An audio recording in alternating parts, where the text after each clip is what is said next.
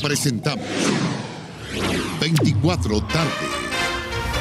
Joven de 20 años está grave luego de que su vehículo fuera impactado por un furgón de carabineros que cruzó con luz roja en la comuna de San Joaquín.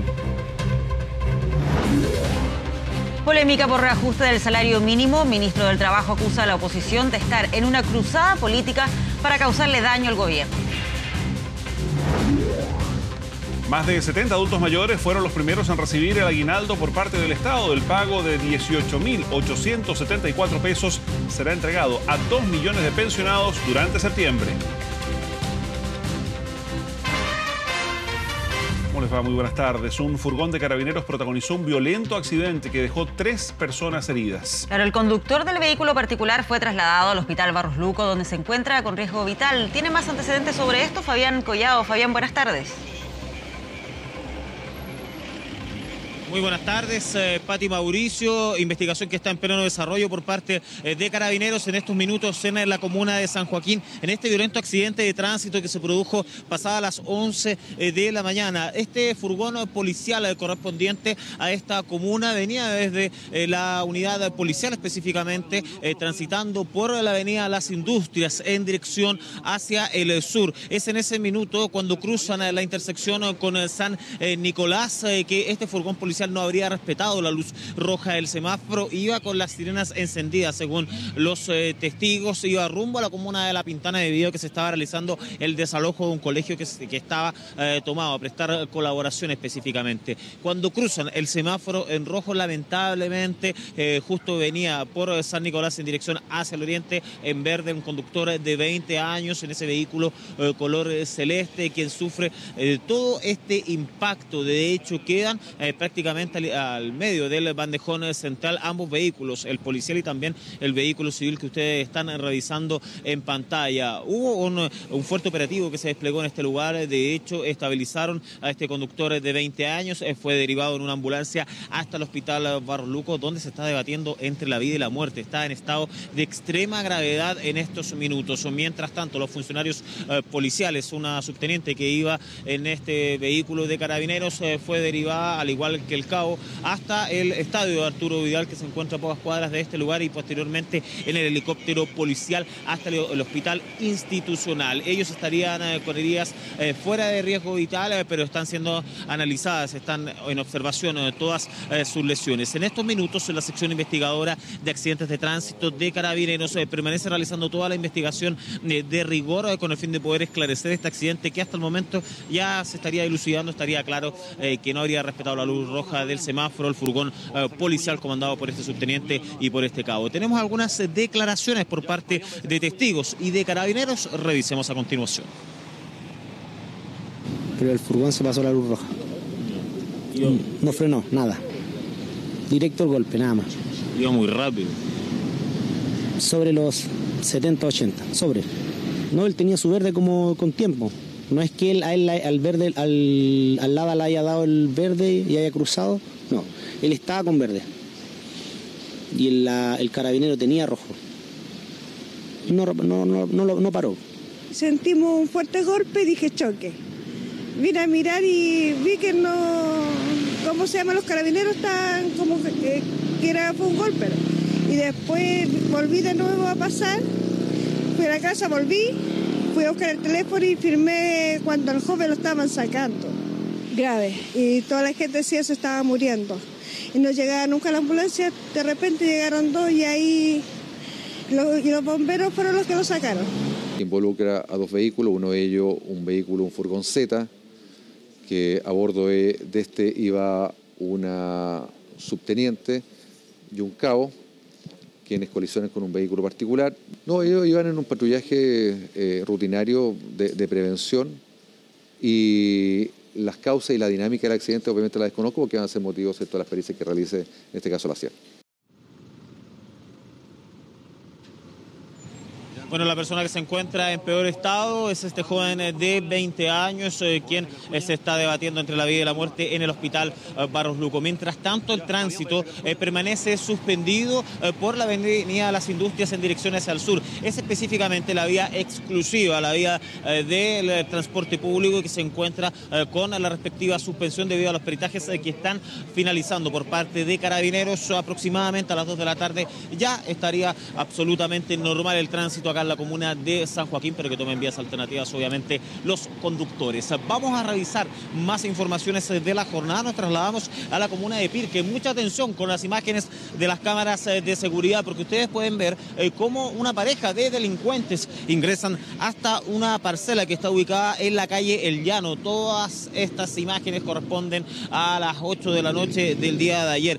Fíjense que el dueño de casa había salido, no se encontraba, y lo que fue clave, los vecinos observaron este movimiento extraño, que habían personas que no eran conocidas que estaban ingresando hasta esta parcela. Por eso, y como tienen un grupo de WhatsApp en todo el sector, se contactan inmediatamente con el dueño y le preguntan si había mandado a alguien o no a retirar algunas cosas, pero él obviamente se percata de que se trataba de un robo. Por eso es que llega al lugar, le habían robado diferentes especies que ascienden a los 2 millones de pesos aproximadamente, y sumado a eso comenzó la investigación por parte de Carabineros. Verifican el vehículo en que se trasladaban esta pareja de delincuentes, se puede observar la patente, y por eso es que los uniformados llegan hasta la comuna de San Miguel, donde se mencionaba el propietario de este vehículo, y efectivamente ahí se encontraba esta pareja de antisociales, donde los uniformados los capturaron y además recuperaron gran parte de este botín. Por eso fueron puestos a disposición de la justicia durante esta mañana, donde lo que fue clave, 2 puntos: las cámaras de seguridad y el grupo de WhatsApp entre vecinos. Revisamos las declaraciones que entregó Carabineros. 2 individuos, un hombre y una mujer, ingresan a un domicilio particular, el cual estaba sin moradores, sustrayendo diferentes especies. Estos individuos se trasladaban en un vehículo y vecinos del sector le avisan al propietario. La víctima contaba con cámaras de seguridad, las cuales verificó, y con ayuda de información también prestada por los mismos vecinos, logró establecer la placa patente en la cual se desplazaban estos individuos. Y personal SIP de la 65 Comisaría, a través de una investigación policial, logró establecer el domicilio de los sujetos, concurriendo hasta la comuna de San Miguel, donde se logró la detención de ellos. Delincuentes que tienen antecedentes por robo con violencia y además de robo con intimidación. Por eso fueron puestos a disposición de la justicia a primera hora de esta mañana, donde se exhibieron precisamente las imágenes que ustedes están viendo para sindicarlos en este lugar, lo que fue clave obviamente para poder dilucidar este delito. Vamos a revisar más informaciones. Nos trasladamos al centro de Santiago, porque cerca de las 7 de la noche de ayer, cerca de 100 jóvenes estuvieron en una concentración en Plaza Baquedano en contra del estatuto laboral a la juventud específicamente. Por eso es que estaban marchando rumbo al Palacio de la Moneda, una manifestación que no estaba autorizada por la Intendencia Metropolitana. Por eso es que fuerzas especiales de Carabineros llegaron hasta el lugar y hubo algunos enfrentamientos donde lanzaron bombas molotov en contra de los uniformados, los cuales tuvieron que disuadirlos con carros lanzaguas, carros lanzagases. Además hubo algunas barricadas en el sector. Habían unos sujetos que habían estado lanzando bombas molotov, y cuando los uniformados de fuerzas especiales van a buscarlos, se arrancan.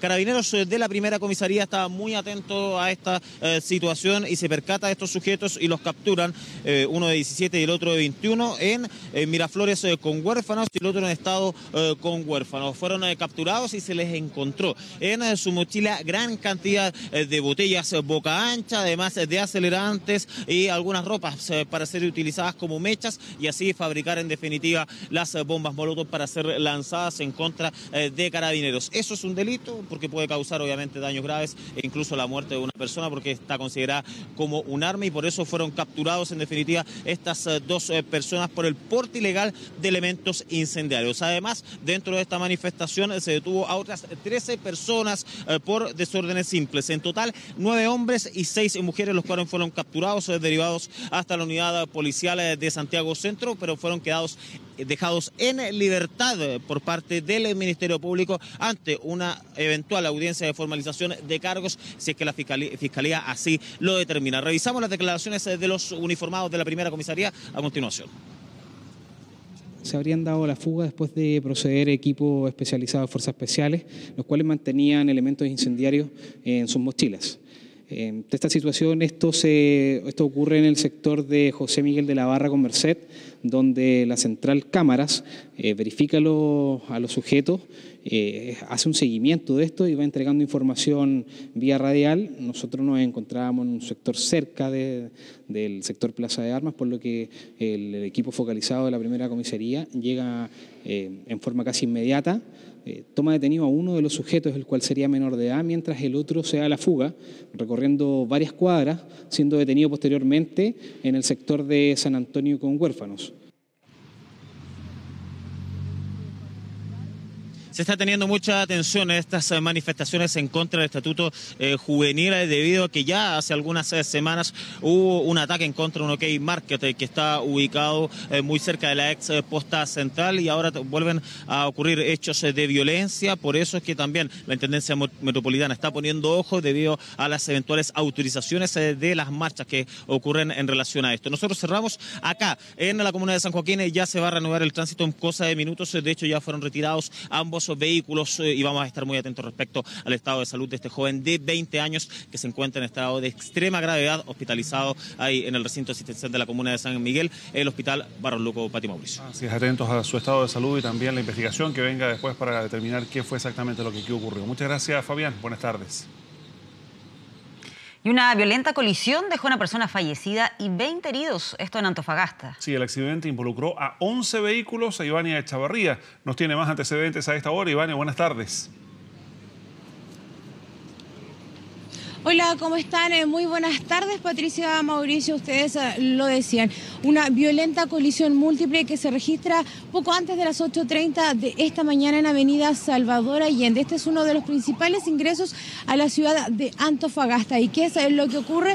A esa hora ingresa, valga la redundancia, un camión de alto tonelaje cargado con más de 6.000 litros de líquido refrigerante. Al parecer, con un problema mecánico, ingresa a gran velocidad y esta velocidad va aumentando producto que esta avenida es una pendiente bastante pronunciada. Es en ese momento entonces cuando empieza a impactar a todos los vehículos que se encontraban delante de él, principalmente automóviles que estaban esperando que cambiara la luz roja del semáforo para poder seguir su trayectoria. Ustedes pueden ver en las imágenes la magnitud de este accidente. 11 vehículos involucrados, una persona lamentablemente fallecida, y según la información que ya nos han dado hace pocos minutos, serían 9 las personas lesionadas, 2 de ellas, eso sí, de gravedad y que se encuentran internadas en el Hospital Regional de Antofagasta. Esta avenida es denominada la Avenida de la Muerte, producto de la cantidad de accidentes de similares características que se han registrado a lo largo de los años. Muchos vehículos, incluso en ocasiones anteriores, han impactado a viviendas, también dejando personas fallecidas. Es por esto que los vecinos de este sector exigen mayores medidas de prevención. Si bien en el ingreso de Antofagasta hay un pórtico para tomar, por ejemplo, la patente de los vehículos que no respeten una normativa que por lo demás impide que camiones sobre las 3,5 toneladas ingresen por este lugar. La verdad es que esta situación al parecer no se respeta porque siguen ocurriendo este tipo de accidentes. Los vecinos del sector, como yo mencionaba, bastante preocupados y sobre todo molestos porque afirman que diariamente están arriesgando literalmente su vida en esta avenida. Tenemos declaraciones precisamente de vecinos y testigos del accidente. Escuchemos. Y nos vamos a parar todos los vecinos. Somos 5 juntas de vecinos que tenemos el contorno y estamos todos los días, cada minuto, con problemas de atropello y de estos accidentes enormes que han habido. Hemos tenido reuniones mes a mes con la junta de vecinos, con los carabineros, con las autoridades, para que vean esto. Ellos quedaron de solucionar esto. Pero esto es una cosa de nunca acabar. Terrible, terrible, terrible. Es un caso doliente porque a todos nos duele lo que pasa, personas que mueren. Pero acá no se respeta, mija. Hoy no se respeta nada. Los conductores bajan con los teléfonos prendidos, en los semáforos la gente está con el celular, están conversando con la persona frente a frente y están con el celular del lado. Medidas de seguridad entonces instaladas para que se respete esta normativa, pero que al parecer no estaría dando resultados. Es más, durante esta tarde autoridades regionales se comprometieron con los mismos vecinos del sector a sostener una reunión y realizar una investigación de por qué estas medidas no se están respetando o si en el fondo son insuficientes. La verdad es que durante esta jornada entonces una lamentable mañana porque una persona ha fallecido producto de este accidente de tránsito, otras 9 se mantienen con lesiones de diversa consideración, 2 de ellas en el Hospital Regional de la ciudad con heridas de bastante gravedad. Tenemos declaraciones también de las autoridades, escuchemos. Tenemos un choque múltiple, 11 vehículos que están comprometidos. Hay una persona fallecida lamentablemente y 9 personas en forma oficial que han sido trasladadas al hospital regional y el resto al centro asistencial norte. Ya tenemos todos los vehículos que fueron, digamos, que están involucrados, estabilizados y a disposición en estos momentos de la CIA de Carabineros para que cuando ellos terminen su trabajo comenzar con el despeje de la vía.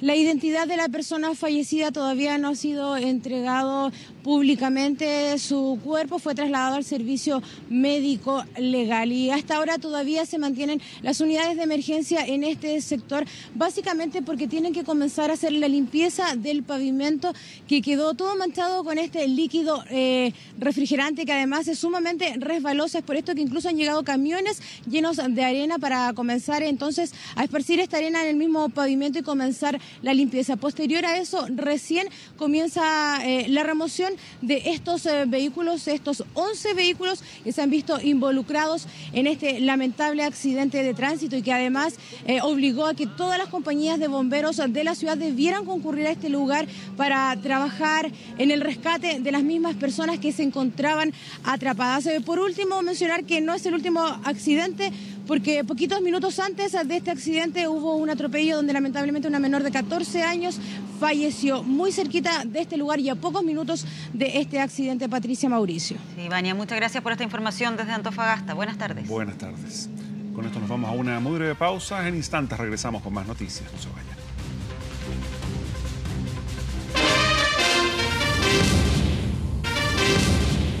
Regresamos con más informaciones. Por primera vez pudimos escuchar in situ lo que viven las víctimas de portonazos o robo de vehículos. Sí, una cámara en el parabrisas permitió identificar a 2 de 3 delincuentes que asaltaron a una pareja en la comuna de Vitacura, aquí en Santiago, y ese no fue el único delito que quedó grabado de la misma forma.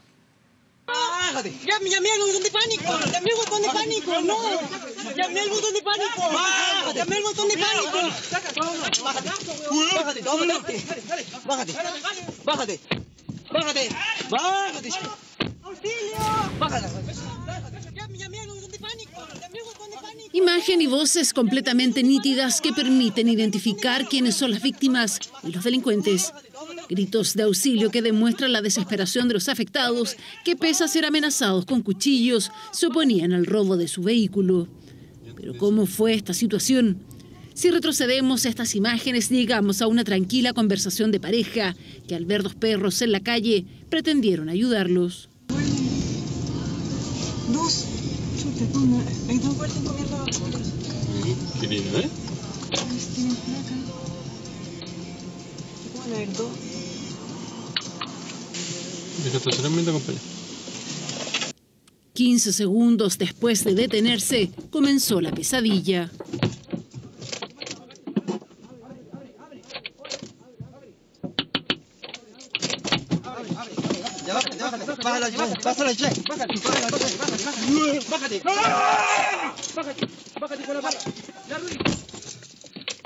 Estos sujetos que descienden los intimidan con cuchillos con la finalidad de sustraerle el vehículo y tras no lograrlo proceden a violentar a las víctimas, quedando estas con lesiones graves. Lo interesante de esta investigación es que a través de un medio tecnológico que mantenía a la víctima en su vehículo, esto es unas cámaras de seguridad de alta definición, se logró la individualización del sujeto.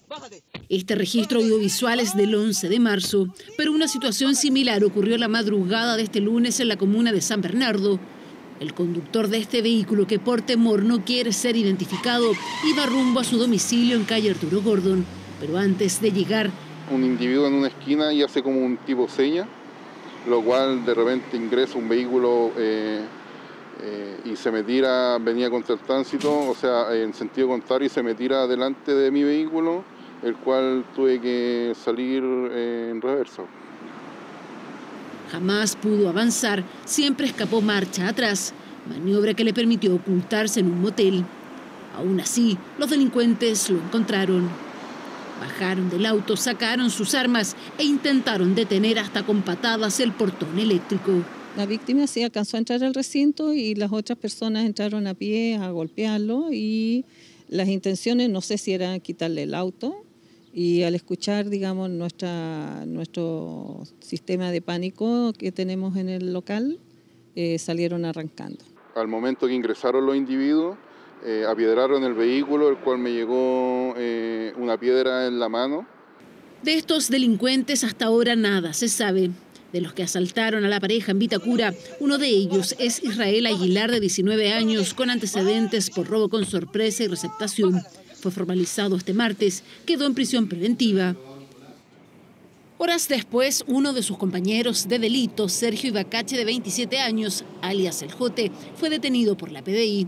Este miércoles será formalizado en el Centro de Justicia. Bueno, y vamos a otros temas. Frente a la Municipalidad de Quintero, un grupo de vecinos instaló carpas para manifestarse en contra de los episodios de contaminación de los últimos días. Sí, Marcelo Álvarez nos cuenta más. Marcelo, buenas tardes. Patricia, Mauricio, muy buenas tardes. Quintero está movilizado desde la semana pasada con los episodios de contaminación que han sufrido y que ya tienen a cerca de 352 personas afectadas por estas emanaciones de gases de hidrocarburo, aún sin determinar específicamente de cuáles se trata, pero sí, ellos están absolutamente movilizados. Estamos precisamente a esta hora aquí en el sector de la Plaza del Deportista, frente al municipio de Quintero, y los vecinos han señalado que valoran las medidas entregadas por el presidente de la República durante la jornada de ayer y valoran que haya tenido la valentía de llegar a dar la cara por el Estado de Chile, pero que las medidas que ha anunciado son absolutamente insuficientes para el nivel de la catástrofe ambiental que ellos están viviendo en esta zona. Han señalado que esas medidas son solamente parches y que no atacan el fondo del problema, que tiene que ver más bien con la contaminación estructural que han existido y que han sufrido durante aproximadamente 5 décadas acá en la comuna de Quintero. Dicen que, por ejemplo, la medida de que los estudiantes no vayan a clases, que las empresas estén funcionando y que los niños de cuarto medio tengan que prepararse en sus viviendas, en sus casas, por internet para la PSU, es una medida insuficiente absolutamente, porque ellos en el fondo están perdiendo clases. Es la comunidad de Quintero y Puchuncaví la que está pagando los platos rotos por la ineficacia del Estado, dicen ellos, para poder mantener a raya las emisiones de contaminación que se van generando en el polo industrial. ¿Qué dijeron durante esta mañana? Vamos a escuchar precisamente lo que nos decían los quinteranos a propósito de las medidas anunciadas por el presidente, y también un médico que nos explica lo problemático y lo complicado que podría llegar a ser un gas que es producto de los hidrocarburos que se trabajan en el polo industrial. Escuchamos. Hay personas que todavía están en el hospital porque no pueden sentir sus extremidades. Soluciones parches no nos sirven, necesitamos una solución ahora. No es una sola empresa, es un conjunto de las 20 y tantas empresas que tenemos al frente. Nosotros tampoco queremos que las empresas se vayan porque sabemos que mucha gente de acá de Quintero es la que trabaja allá. Todo lo que habló del hospital, todas esas cosas también, lo que a mí no me gustó es la solución de ahora de los estudiantes. Eso de poner algo en línea, un sistema en línea, creo que no todos los papás están en la casa porque papás que trabajan. Un conjunto de compuestos tóxicos que producen problemas neurológicos, pueden producir daño en el material genético que se exprese a largo plazo en producción de cánceres, por ejemplo, aparte de todos los fenómenos de irritación, molestias digestivas. No solamente un colegio hace aprendizaje, sino que también hace comunidad. Y eso es lo que obviamente también se está viendo profundamente alterado ya con toda la cantidad de días que hemos perdido de clase. Bueno, ayuda al punto de vista del aprendizaje, quizás los chicos de segundo medio que tienen que rendir Sims y cuarto medio. Claro, los estudiantes de cuarto medio, dicen acá en Quintero, son los más perjudicados y cuestionan absolutamente la medida de no permitir que los estudiantes vayan a los colegios. Dicen que el aire que se respira en el liceo o en el colegio es exactamente igual al que respiran en sus hogares, en una comuna tan pequeña y con una bahía tan abierta que tiene precisamente al polo industrial de Quintero y Puchuncaví frente a ellos, a no más de 6 a 7 kilómetros. Paralelamente a todo lo que se está generando a nivel social y vecinal, corre la línea investigativa formal. El Ministerio Público informó durante esta jornada que la PDI, la Videma, la Brigada de Delitos Medioambientales de la Policía de Investigaciones, es la que tiene a cargo la investigación formal para determinar sí o sí qué tipo de componente gaseoso es el que afectó a los vecinos de Quintero y quién es la empresa emisora. Claro, la autoridad salió rápidamente, a menos de 24 horas de producido el incidente, a denunciar a ENAP, pero la Fiscalía está ampliando el rango y está analizando las muestras que han tomado en distintas empresas del polo industrial para determinar cuáles son las responsables y qué tipo de gases son los que habrían afectado a la población de Quintero. Vamos a escuchar a Mauricio Danner, el fiscal de Quintero, a propósito de la investigación que se sigue en ese curso. Aquí principalmente ha trabajado la Videma, sin perjuicio de que también en el episodio del día martes contamos con el apoyo de la ABOCAR, también de Carabineros. Básicamente lo que ellos han hecho es tomar muestras en diferentes sectores de las comunas de Quintero y de Puchuncaví y concurrir a las diferentes industrias del polo industrial a objeto de también obtener muestras directas desde esas mismas empresas, a objeto de luego poder cotejar las muestras tomadas fuera, digamos, en la ciudad, con las industrias para poder estimar quiénes fueron los responsables de los dos episodios de la semana pasada.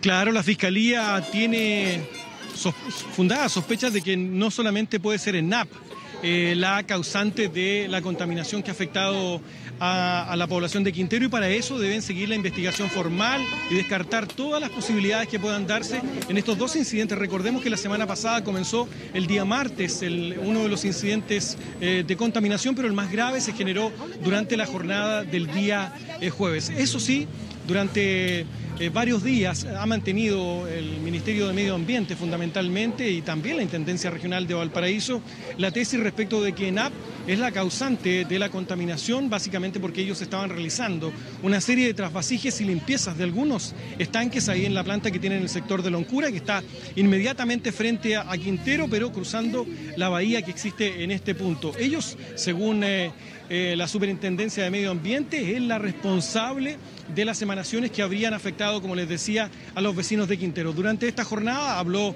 la ministra de Medio Ambiente a propósito de lo mismo y reiteró su tesis respecto de que la única responsable en este caso es ENAP. Escuchamos.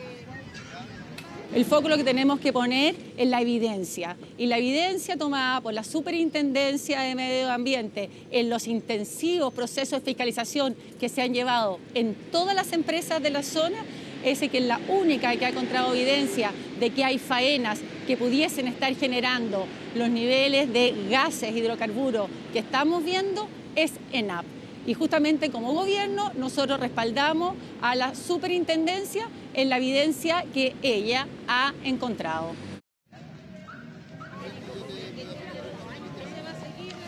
En general, aquí en Quintero hay mucha molestia porque dicen que ahora que más de 350 personas resultaron afectadas por la contaminación, recién el Estado de Chile asume una actitud proactiva respecto de tomar medidas concretas. Hay que decir que aquí han habido una serie de incidentes anteriores y siempre se perdían en el tiempo. ¿Qué ocurría?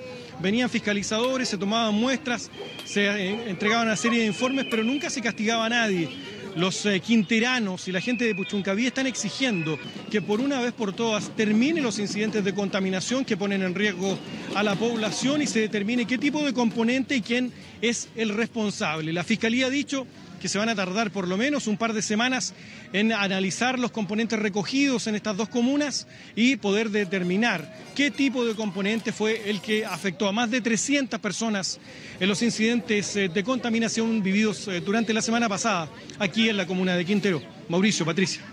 Sí, Marcelo, seguimos bien atentos a lo que está pasando ahí en esa zona de Quintero y Puchuncaví. Muchas gracias por actualizarnos esta información. Buenas tardes. Buenas tardes.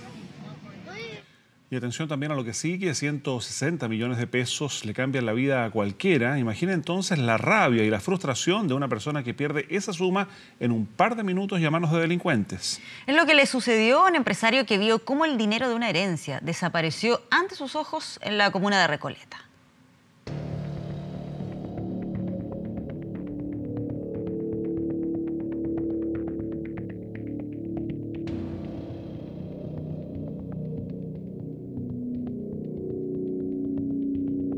Es la cronología de un millonario robo en imágenes. Fueron 160 millones de pesos de una herencia que se desaparecieron, tal como este ladrón y sus cómplices. Y se notaba que lo venían siguiendo. Como esta persona se paseó por 4 o 5 sucursales bancarias, estos delincuentes lo deberían haber ido siguiendo. Es la única explicación para lo que sucedió. Este empresario pasó el día de banco en banco intentando cobrar un valevista de la venta de una casa que heredó. Por eso estaba acompañado de su hijo y un trabajador. Con el dinero en efectivo y en un bolso siguió su camino. Cobró los 160 millones por el horario y ya no tenía dónde depositarlo porque entre el trámite le dieron más de las 14 horas. Ahí la peor parte. Con un neumático sin aire pasó una bencinera de Recoleta. Él y su hijo comprobaron que no era una fuga, sino que la rueda fue dañada intencionalmente, tal vez por los mismos asaltantes. Estaba con una llanta pinchada, en un descuido alguien lo estaba cazando, agarraron, le abrieron la puerta y se le llevó un maletín. Justamente eso fue lo que pasó. Las cámaras de seguridad aportan más datos, como este hombre que camina errático a metros de ellos o esta motocicleta que lo acompaña y que queda con su conductor en estado de vigilancia. También un segundo sospechoso. El tipo estuvo todo el rato escondido detrás del tótem, de la cuestión de los precios. Pero se bajaron todos del vehículo y dejaron el auto solo. Así fue como le robaron el bolso con la cuantiosa suma de dinero y huyeron. Tan audaces que incluso el chofer de la moto simuló prestarles ayuda y les dijo que perseguiría a los ladrones. Más tarde sabrían que él también podría estar coludido. Igual que quienes viajan en esta camioneta que pasó segundos después que el empresario por Avenida Recoleta y estacionó más adelante. Ese vehículo también se esfumó y como si el día ya no era de los peores, hubo más. Después le roban un celular, pero no fueron los mismos. Cuando pasa todo, donde todos dejaron el auto solo y estaban todas las puertas abiertas, pasaron 2 transeúntes por ahí, por la vereda, y sí vieron que el auto estaba abierto. Y como que se hicieron de a poquito para acá y se metieron como a la parte de adelante del auto y sacaron el teléfono y cruzan la calle corriendo. Técnicas más novedosas o el marcaje de siempre, salidas de banco como se conocen que no han quedado en el olvido y que aprovechan la indefensión de las víctimas. Cuando la gente a nosotros nos avisa que va a ser un depósito importante o un retiro, nosotros disponemos de servicios en el banco. A Carabineros se le da la información, nos dice vamos a ir a hacer un retiro, vamos a hacer un depósito de una suma importante a tal banco, nosotros mandamos un carabinero, una pareja de carabineros allá, a veces, muchas veces los carabineros acompañan a estas personas. Afectado que hoy no ha querido relatar uno de los más lamentables episodios de su vida, solo ha dicho que quiere que la justicia haga algo para recuperar el dinero de su herencia. Cambiamos de tema. 2.097.000 beneficiados pensionados del Instituto de Previsión Social y afiliados a AFP con pensión básica solidaria van a recibir aguinaldo en estas fiestas patrias. Vamos con Dani Linares, que nos tiene más detalles a esta hora. Dani, buenas tardes. ¿Qué tal? ¿Cómo están? Claro, y tremendamente bien acompañados. Vienen aquí con beneficiarios del aguinaldo de Fiestas Patrias para los adultos mayores. Se ha anunciado durante la jornada de hoy junto a la primera dama, Cecilia Morel, también el ministro del Trabajo. Bueno, primero preguntarle, ¿su nombre? Gustavo Silva. Don Gustavo, bueno, ¿cómo le viene esta platita? Pues? Muy buena porque lo ayuda a nuestra pensión y poder pasar una feliz Fiestas Patrias con la familia, como todos los años los juntamos. Damos las gracias a todas las personas que cooperan, sobre todo con la tercera edad, para que los den mejor bienestar, que lo necesitamos en forma urgente. Es un beneficio que además se va a pagar antes de los feriados, así que la platita va a estar antes para que la pueda gastar, invertir en estas fiestas. ¿Qué tiene pensado para este 18? No, gastarlo con la familia y ¿cuánto se llama? Pasar bien el 18, ¿no? En ese sentido son 18.874 pesos el monto del aguinaldo, que va aumentando por carga familiar, 9.000 pesos más extra por cada carga, y va incluido en la pensión de este mes. Ahí tiene que revisar la colilla, si usted es beneficiario y no le llega la platita, tiene que reclamar, ¿o no? Por supuesto que sí, pues si no lo llega hay que reclamar, pues porque pero ahora, como dijo el ministro, que va a venir la pensión, así que no hay problema ahora. Viene todo, a revisar de todas maneras, no le vaya a faltar después. No, yo contenta, pues, feliz, para bailar cueca, para pasarlo bien con el aguinaldo. ¿Y usted? Bueno, a ti ya te había dicho, buen mozo, que la quiero zapatear y sobre todo tomarme un buen terremoto. Avíseme dónde para que yo compartir un terremoto ya con está. usted. Pues. Y más de uno va a alcanzar, pues. Más de uno nos va a alcanzar, son 18.000. Y se lo toma acompañado con un lolo que parecía como fueras mi nieto, mejor todavía. Mejor compañía, pues. Revisemos las declaraciones de la primera dama y también del ministro, que lanzaron, por cierto, este beneficio para todos los adultos mayores que nos acompañan aquí esta tarde. Varios puntos. Uno, tenemos que prepararnos. Dos, tenemos que con ustedes, y ustedes son los protagonistas de hacer este cambio cultural, este cambio de mirada, para que realmente podamos integrarlos, hacerlos más partícipes, a darles mayores oportunidades. Y en el plan de gobierno, que es muy ambicioso, tenemos consideradas todas sus necesidades, aunque sabemos que en 4 años, desgraciadamente, no podemos desarrollarlas o solucionarlas todas. A ver, como aguinaldo lo que se entrega es un bono de 18.867 pesos a cada pensionado, pero además se adiciona una cantidad de 9.000 pesos por cada carga de asignación familiar que tengan reconocida antes del día 31 de agosto del año 2018.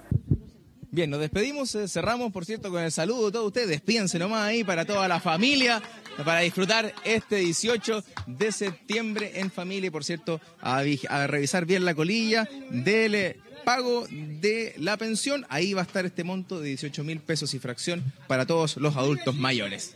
Muy bien, ahí preparándose entonces para las fiestas patrias. Gracias, Dani, por ese despacho. Saludos a todos allí. Bueno, y esta mañana el ministro de Economía, José Ramón Valente, anunció la rebaja de las tasas de embarque en un 20% este año y hasta un 40% para el año 2020 en vuelos nacionales. ¿De qué se trata esto? Se lo vamos a preguntar a Davor Juranovic. ¿Quién nos cuenta más, Davor?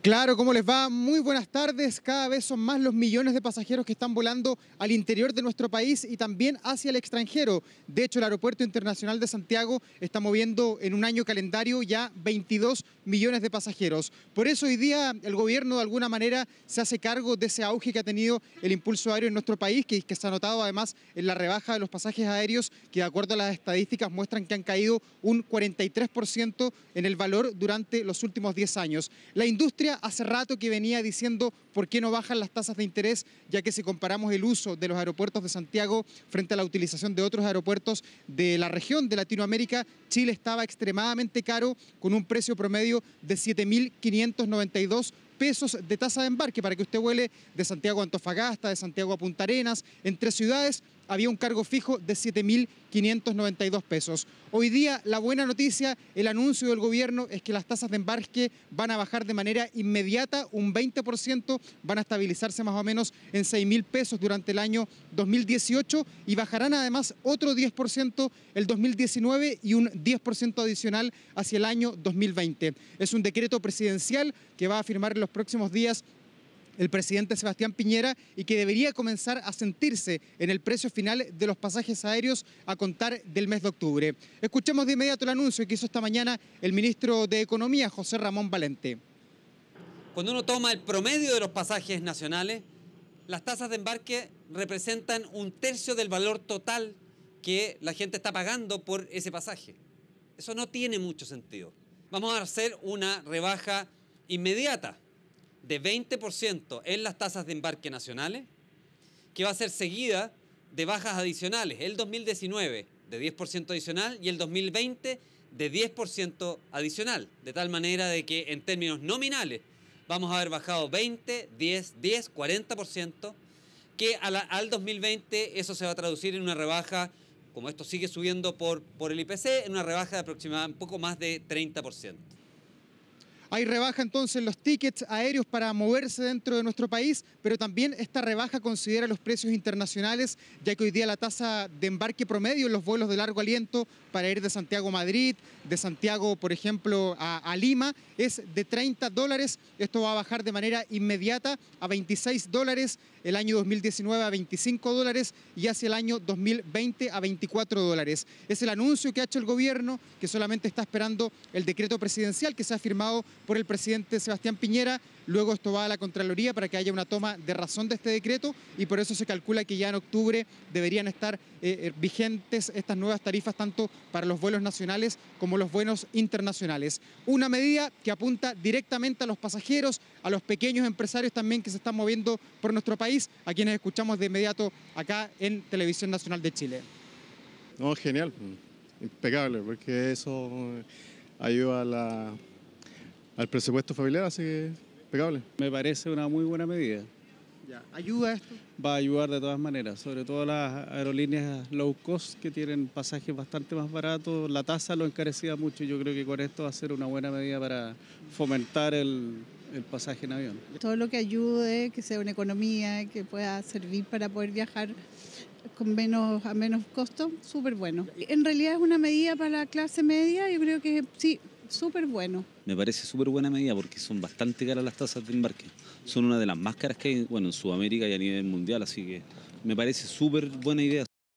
Entonces, en resumen, bajan las tasas de los pasajes aéreos desde los 7.592, que es el precio más estable que se paga en nuestro país. Hay otros aeropuertos que pagan un poco menos cuando son de poco alcance, pero el promedio más o menos de los chilenos paga 7.592 pesos. Bajan un 20% a contar de octubre y otro 20% desglosado en los años 2019 y 2020. Así que seguramente esta va a ser una buena noticia que va a dinamizar aún más el transporte aéreo, tanto nacional, interno, doméstico y también los viajes de largo aliento, los viajes de carácter internacional. Muy bien, muchísimas gracias, Davor. Buenas tardes.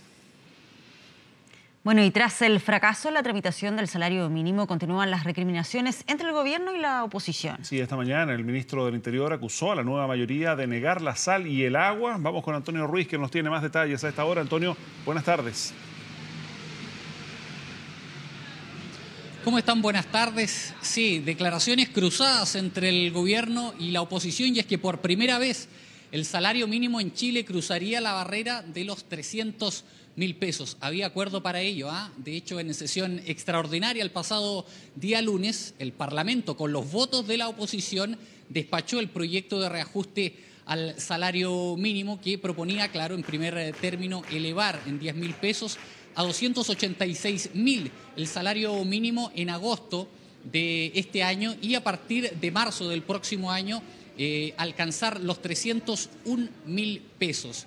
Pero si bien hubo respaldo por parte de la oposición a esta idea, hubo rechazo a un punto que finalmente terminaría siendo clave en el fracaso de esta tramitación. Esto es la plurianualidad. ¿Qué significa esto? Es la idea que tenía el gobierno de que el reajuste al salario mínimo fuese discutido en diciembre del año 2020, punto controvertido que no gustó a la oposición, quien finalmente lo rechazó, y esto es porque este sector político pretendía que la discusión del reajuste al salario mínimo, este debate, se llevara a cabo antes de las elecciones planificadas para ese año, el 2020. Recordemos que en octubre de ese año se van a desarrollar, se van a celebrar las elecciones municipales y también de gobernadores regionales, y por eso la oposición buscaba entonces que este debate, siempre controvertido, siempre acalorado, fuese antes de las elecciones planificadas para ese año. El presidente de la República, Sebastián Piñera, presentó un veto luego de este rechazo, veto presidencial que también fue rechazado, al igual que la insistencia. ¿Qué significa esto? A la postre no habrá salario mínimo en lo inmediato, reajusta el salario mínimo, se mantiene por ahora en los 276.000 pesos, lo que es un fracaso porque, claro, no prospera la propuesta del Ejecutivo y finalmente son los trabajadores quienes no van a poder tener este reajuste al salario mínimo que se pretendía llegase a los 286.000 pesos a partir ya del presente mes de agosto. Hay declaraciones fuertes por parte del gobierno, también respuesta de la oposición. Tomó la palabra a primera hora de la mañana el ministro del Interior, Andrés Chadwick. Les invito a escuchar sus declaraciones. Esa vieja política de negar la sal y el agua, ¿cómo va a ser un compromiso con Chile cuando se niegan con sus votos y rechazan la posibilidad de un aumento del ingreso mínimo tan importante para cientos de miles de trabajadores en Chile?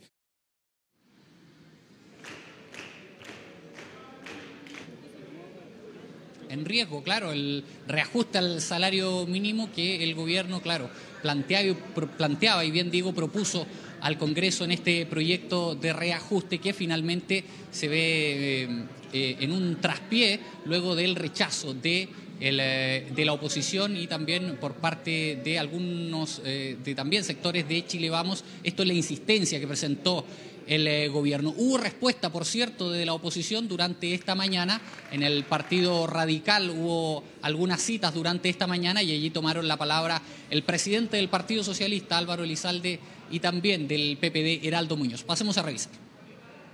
Me parece que el gobierno tiene una obsesión con el Partido Socialista. Me parece absurdo que se pretende culpar a un actor de la oposición cuando quien ejerció el veto, quien se negó a promulgar el aumento del salario mínimo aprobado por el Congreso Nacional fue precisamente el presidente de la República.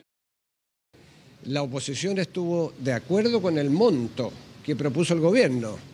En lo que no estuvo de acuerdo es en el congelamiento por 30 meses de ese monto. Son declaraciones que no corresponden a la realidad. La realidad es distinta.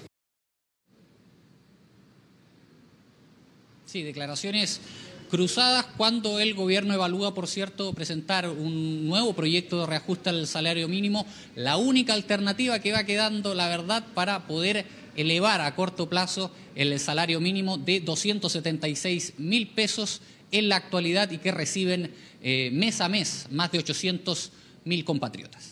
Muy bien, Antonio, muchas gracias por este informe. Buenas tardes. Muy buenas tardes. Y queremos conversar justamente sobre toda la controversia que ha generado este fallido reajuste del salario mínimo. Para ello ya nos acompaña el ministro del Trabajo, Nicolás Monkeberg. Ministro, muy buenas tardes.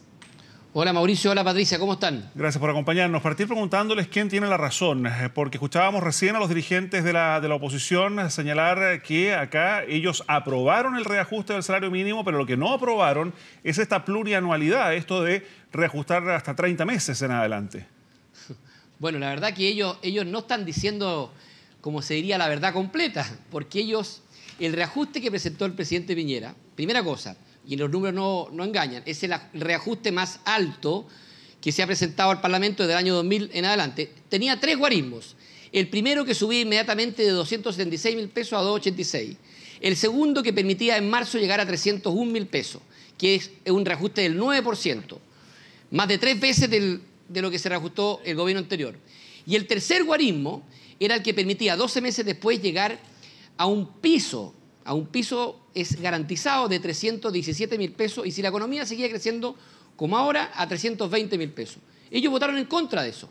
Es decir, quisieron quedarse en 300.000 pesos. A mí me parece que eso no tiene ninguna racionalidad, porque como usted analice este reajuste, ya sea año por año, o trianualmente, o bianualmente, es el reajuste más importante en términos de monto desde el año 2000 hasta la fecha.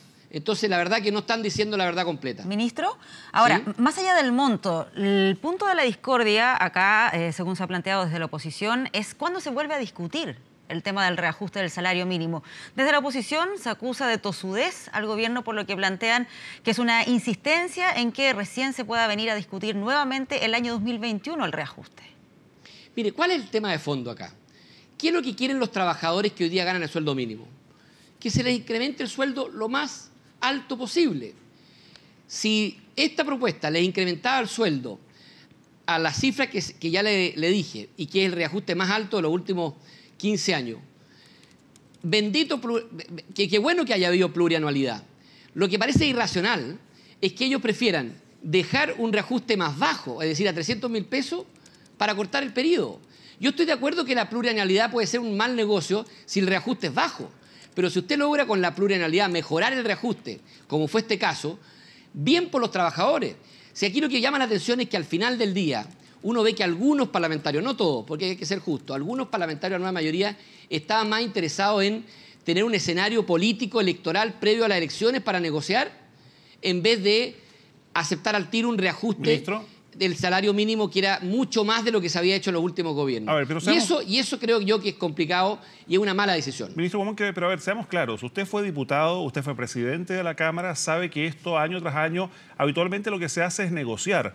Acá, desde la oposición, que se han reunido como mayoría en el Congreso, lo que están señalando es que el gobierno envió un proyecto, que se trabajó en ese proyecto, que se llegó a ciertos acuerdos en ese proyecto, pero como al gobierno no le gustó que le rechazara la plurianualidad, lo vetó. Y lo que se está diciendo desde la oposición hoy día, el propio senador Lagos Weber, es que si las cosas no son como el gobierno quiere, el gobierno va y las veta. ¿Eso no es así? No es así. Primera cosa, déjeme rápidamente respecto del veto.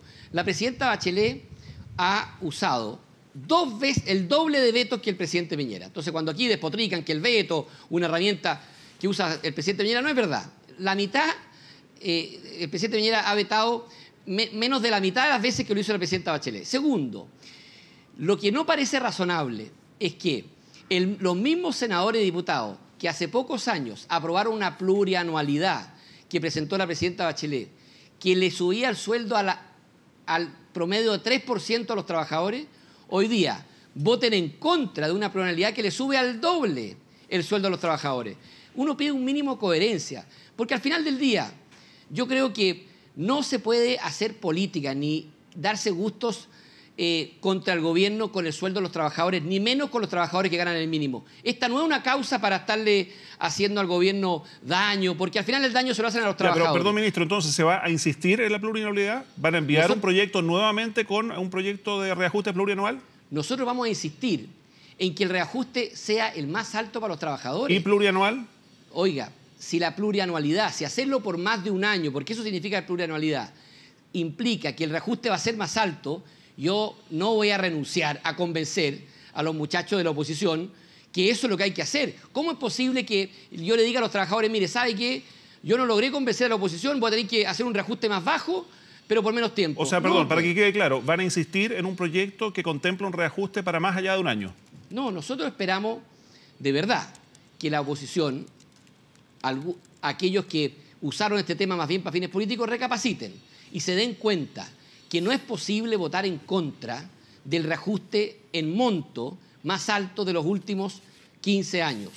Si eso significa agrandar o acortar la plurianualidad, ese es un tema que ellos tendrán que explicar. Pero yo creo francamente que un gobierno que dice, ¿sabe qué más? Voy a aceptar la posición de la oposición. Vamos a hacer un reajuste que solamente llegue a 300.000 pesos, que no llegue a 320, porque ellos quieren negociar antes de las elecciones. A mí me parecería que eso sería sencillamente ofensivo para los trabajadores que ganan el sueldo mínimo. Sí, ministro, ¿cuánto incide en esto que sean precisamente años de elecciones en los cuales se tendría que volver a discutir el tema del reajuste? Mire, sí, obviamente que algunos parlamentarios estarán viendo, la nueva mayoría, que en tiempos de elecciones ellos pueden pedir o estresar la relación y con eso a lo mejor ganar algún voto, no tengo idea. Yo creo que eso no tiene ni un sentido. Si el problema no es ese, el problema es que para darse ese gusto ellos acortan el periodo de reajuste, con lo cual el reajuste baja de monto y eso no puede ser. Entonces, yo le digo una cosa. Si esta propuesta establecía que el salario mínimo llegaba al año 2020 a 317.000 pesos, ¿por qué lo votan en contra? ¿Por qué no permitir que el trabajador tenga certeza que va a tener ese reajuste? Porque no es un reajuste chico ni pequeño. Saque la calculadora a cualquier chileno y se va a dar cuenta que es el reajuste más alto que ha habido en Chile desde el año 2000 hasta la fecha. A ver, ministro, pero perdón, acá disculpe que el debate se ha generado en una situación de blanco y negro, digamos. Uno está tratando, pensando justamente en esas 300.000 personas que ganan el sueldo mínimo, en plantear cuándo esto se va a resolver y de qué forma se va a resolver. Y desde ese punto de vista, cuando el gobierno dice blanco y la oposición dice negro o viceversa, aquí parece que no va a haber acuerdo y como no va a haber acuerdo, no va a haber reajuste. Por eso le insisto, usted, que fue diputado, que fue presidente de la Cámara, que buscó muchas veces los acuerdos, ¿dónde está el término medio? Yo le digo al tiro, yo voy a seguir buscando, y el presidente Piñera también, todos los acuerdos que sean necesarios. Nosotros no vamos a quedarnos tranquilos, sabemos que el trabajador que tiene sueldo mínimo necesita con justicia el reajuste. Ya, pero ese acuerdo se logra cuando desde el gobierno se dice que aquí hay un boicot en contra del gobierno. El presidente ayer decía que le están quitando la sal y el agua. ¿Usted está de acuerdo con esos términos? Pero por supuesto que sí. ¿Usted tiene alguna respuesta lógica para que el reajuste más alto que se ha hecho en Chile el año 2000 lo voten en contra? ¿Tiene una respuesta lógica para que los mismos parlamentarios, y están en la Cámara de Diputados los discursos, hace 3 años alababan un reajuste del 3% plurianual, hoy día rechacen uno del más del doble, del 6% y más, también plurianual, solo porque lo presentó el presidente Piñera? Al final pensemos un segundo en los trabajadores. Ellos no quieren que su sueldo termine siendo un instrumento para hacer política ni para causarle daño al gobierno. Ellos no lo quieren, por tanto, nos vamos a jugar para que haya un acuerdo, y yo no me resigno a pensar que algunos parlamentarios de nueva mayoría, los que yo ayer vi más preocupados del acuerdo que de aprovecharse políticamente, con ellos poder lograr que seamos capaces de entrar en razón y que ellos se den cuenta que lo importante aquí es cuánto le subimos a los trabajadores y no cuántas oportunidades para pelear con el gobierno en una negociación existen. Sí, la duda, ministro, es si acaso en esta búsqueda de ese acuerdo para que los trabajadores no se queden sin reajuste, ¿el gobierno está dispuesto a ceder en la fecha en que se volvería a discutir el salario mínimo? Mire, todos los antecedentes se pueden revisar, sin duda, pero lo que yo le digo con claridad, lo que no estamos dispuestos a hacer es perjudicar a los trabajadores dándole un menor reajuste solo porque algunos parlamentarios de la nueva mayoría, que no son todos, insisto, porque hay algunos que tienen un espíritu constructivo y se notó ayer, que algunos parlamentarios quieran tener en la negociación del salario mínimo un instrumento político electoral. Eso es absurdo. Y yo tengo la fe de que van a entrar en razón y vamos a llegar a un acuerdo que tenga un solo objetivo: subirle el sueldo a los trabajadores porque se lo merecen, porque es justo y porque de verdad es lo que más a ellos les importa. El resto son peleas de políticos. Ministro, y peleas de políticos que, insisto, no pueden ser a costa de los trabajadores ni de su sueldo. Una última pregunta, al menos de mi parte, ministro. Hablábamos del fondo, quiero hablar también un poco de las formas. Usted, cuando era diputado, junto a los entonces parlamentarios Felipe Ward, Gonzalo Fuenzalida, Paulina Núñez y otros, reclamó contra las entonces autoridades Mahmoud Alewi y Nicolás Izaguirre por sus mensajes en redes sociales, argumentando que básicamente ahí estaban haciendo proselitismo político. Cuando ayer, de manera todo indica que coordinada, ministros de Estado, subsecretarios, intendencias incluso, aluden a parlamentarios con nombre y apellido que votaron en contra del proyecto del gobierno, ¿usted le parece que corresponde que con esas cuentas institucionales, algo que usted mismo había reclamado en su momento, ahora se repita esta situación? No mezcle cosas, Mauricio. No las estoy mezclando. Son ejemplos, digamos, que son perfectamente comparables. Me parece absolutamente razonable, obvio y lógico que una autoridad de gobierno, a través de la cuenta propia e institucional, si presenta un proyecto de ley que reajuste el salario mínimo a los trabajadores, que es el reajuste más alto, perdónenme que sea majadero honesto, desde el año 2000, y se lo votan en contra sin tener ninguna explicación, al menos pida que le expliquen las razones, porque cuesta encontrar una razón para que el mismo parlamentario, le insisto, que votó un reajuste al gobierno anterior, la mitad de esto hoy día lo vota en contra, y pedirle que explique las razones por las cuales eso me parece que es una esencia del debate democrático y es parte de la transparencia, o quiere que tampoco le pidamos explicaciones a aquellos que por culpa de ellos hoy día no tenemos reajuste. No, lo que pasa es que usted antes reclamaba por el uso de las cuentas institucionales y ahora le parece que es correcto. No, yo siempre he reclamado cuando uno la usa para fines electorales. Yo si me pongo a hacer campaña política a un pariente o a algún amigo porque es candidato, obviamente que soy legal, pero exigirle a los parlamentarios que votaron en contra y que dejaron sin reajuste a los trabajadores, exigirles que expliquen las razones, me parece a mí una mínima labor de transparencia, porque uno no puede sencillamente decir voto en contra o decir voto solamente a favor del reajuste de marzo del 2019 y contra el de marzo del 2020 y pretender que nadie le pida explicaciones. Sí, la única duda que queda ahí, ministro, dice relación con que cuando se presentó este requerimiento ante la Contraloría era porque se cuestionaba que se usaran las plataformas digitales para realizar críticas políticas o partidistas, y lo que vimos ayer precisamente era que se cuestionaba incluso directamente a los parlamentarios que votaron en contra a lo que estaba planteando el gobierno en materia de reajuste de salario mínimo. Esto no es una crítica partidista. Aquí no se está diciendo que tal partido es bueno o tal partido es malo. Se está pidiendo que expliquen cómo votan en contra un reajuste de esta naturaleza, arriesgando, por de pronto impidiendo que haya reajuste en el mes de agosto y arriesgando cualquier otro reajuste. Mire, ¿sabe qué? Yo no puedo estar de acuerdo con que se pretenda que aquí un parlamentario vote, deje sin reajuste a los trabajadores y que nadie le pida explicaciones. Eso ya sería mucho. Ministro Monker, finalmente, en un Congreso donde ustedes desde el gobierno tienen hoy día minoría, digamos, porque lo que hemos visto es que acá la ex nueva mayoría con el Frente Amplio sumaron votos para todo lo que hemos estado conversando. ¿No cree que se arriesga en este intento de buscar acuerdos otros proyectos que se tengan que debatir en el futuro? Algunos que incluso están dentro de su misma cartera, el tema previsional, eventualmente toda la modernización tributaria. ¿No cree que se está generando un cierto ambiente, un cierto ánimo que podría ser más perjudicial, no solo para el debate político, sino que en definitiva para la ciudadanía?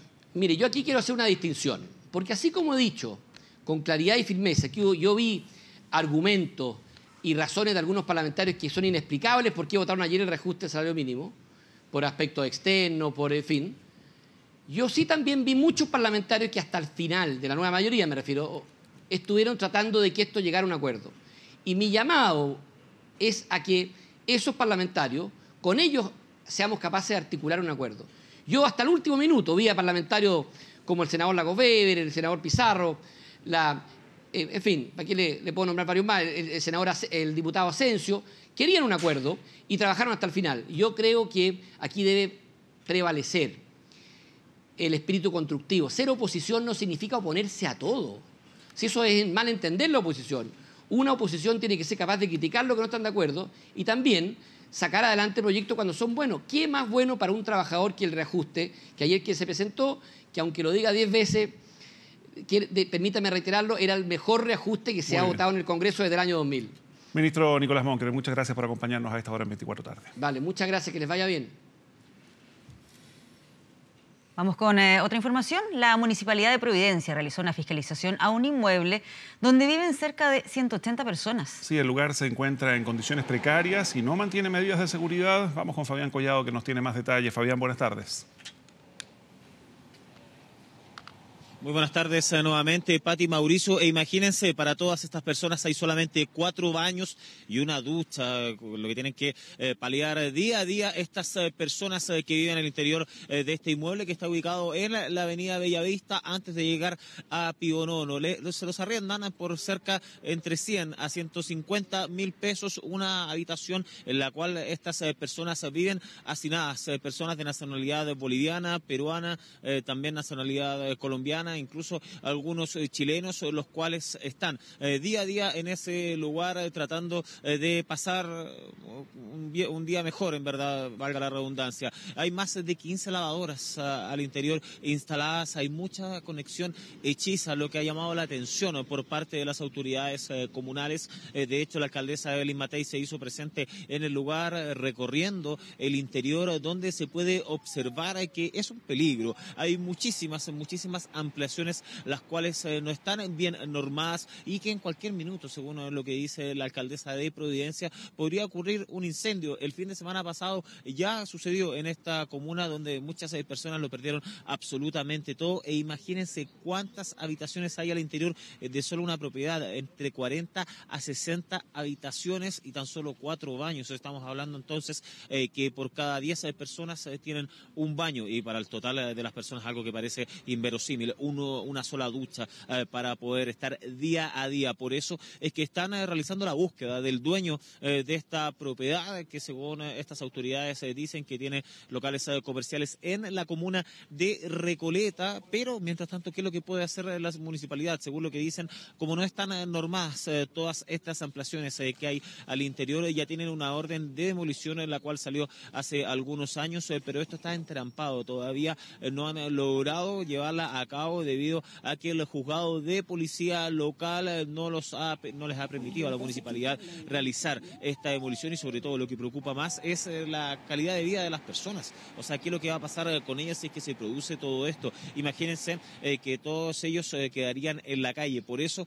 es que la idea, lo que van a comenzar a realizar la Municipalidad de Providencia, de 30 a 60 días, buscar soluciones donde pueden habitar estas personas para que vivan en mejores condiciones, no como las precarias precarias que lo están haciendo en estos minutos. Entre 100 y 150 mil pesos, mayores respuestas no tienen por parte del dueño, sino que va alguien a cobrarles mensualmente hasta este lugar y en espacios muy reducidos, donde viven incluso familias completas en ese lugar. Algo que llamó muchísimo la atención es en el sector, y principalmente lo que les hablábamos, las conexiones eléctricas que están en malas condiciones, no están normadas, y que es uno de los factores principales de los incendios que se producen no tan solo en este tipo de lugares, de hacinamiento, también en CITES y en algunas propiedades mucho más antiguas. Revisamos las declaraciones que nos entregaron algunas de las personas que viven en el lugar y también la alcaldesa de Providencia, Evelyn Matei.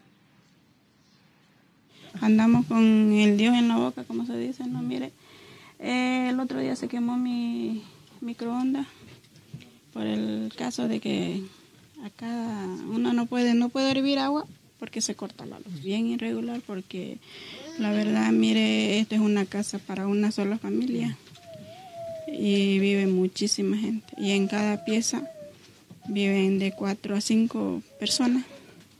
Yo creo que el peligro es el peligro, porque si hay una casa de 20 habitaciones, los balones de gas, por decir, no hay seguridad. Si hubiera un incendio, en un momento vamos a estallar todo. En esta casa nos hemos dado cuenta, existía ya una orden de demolición. El problema es que los jueces de policía local no nos dan el uso de la fuerza pública. Tenemos que recurrir a la Corte de Apelaciones para que nos den el uso de la fuerza pública, porque esto obviamente que hay que demolerlo. Pero además debiera haber una sanción tanto pecuniaria como criminal para, y perdonen que use la palabra, pero para los desgraciados que realmente arman un negocio de esta manera. Estamos hablando, según la alcaldesa Evelyn Matei, de una actitud absolutamente inescrupulosa, que de hecho, si sacan la cuenta, hay cerca de 180 personas las cuales están viviendo en este lugar, son varias familias, y el arriendo entre 100 a 150 mil pesos, estamos hablando de un monto millonario, lo que se lleva el dueño de esta propiedad, algo que no está absolutamente fuera de norma. Por eso es que la municipalidad, ¿qué es lo que va a hacer en los próximos días? Además de buscar la ayuda, que dicen que es lo principal, porque no sacan nada con llegar y poder demoler esto y dejar a las personas en la calle, sino que buscarles una solución habitacional, y además de eso ir cursando multas. Ellos dicen, definitivamente por la actitud de esta persona se pueden buscar cómo cursarle multas, como las malas instalaciones eléctricas o también estas ampliaciones que están fuera de norma, entre varias otras, seguro que pueden evidenciar los fiscalizadores de esta municipalidad. Pero lo principal es la calidad humana, y por eso es que la solución a estas personas, a estos migrantes que viven ahí en Bellavista antes de llegar a Pío IX, se va a realizar entre 30 a 60 días para que tengan un mejor pasar, porque la verdad que es en precarias condiciones que están viviendo el día a día estas personas que vienen a buscar un mejor futuro a nuestro país. Pati Mauricio. Muy bien, muchas gracias, Fabián. Buenas tardes.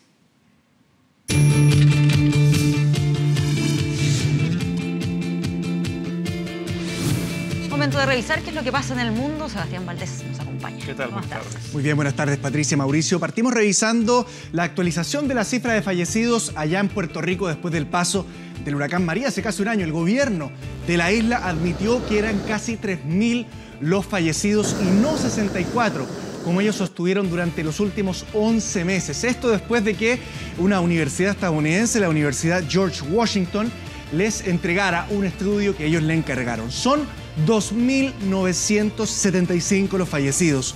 El gobernador de Puerto Rico, Ricardo Rosselló, aceptó esta cifra, ordenó que se cambiara en los expedientes y asumió también gran parte de la responsabilidad por estas muertes, pero también dijo que la responsabilidad era compartida de todas las partes. Esto refiriéndose al presidente Donald Trump, que él considera que no llegó de manera oportuna en la ayuda que había ofrecido. A diferencia de lo que ocurrió, por ejemplo, en Texas o también en Florida con el paso del huracán Harvey y también Irma, en donde el presidente de hecho pisó esos territorios, fue hasta esos lugares y también liberó fondos federales de una manera mucho más rápida. Además, el informe de esta universidad dice que había un error en los protocolos de Puerto Rico, que el plan de seguridad estaba desactualizado para responder a una emergencia mayor a un huracán categoría 1, que es la mínima, porque la máxima es la categoría 5. Además, dijeron que los médicos carecían del entrenamiento necesario para certificar las muertes en casos de desastres.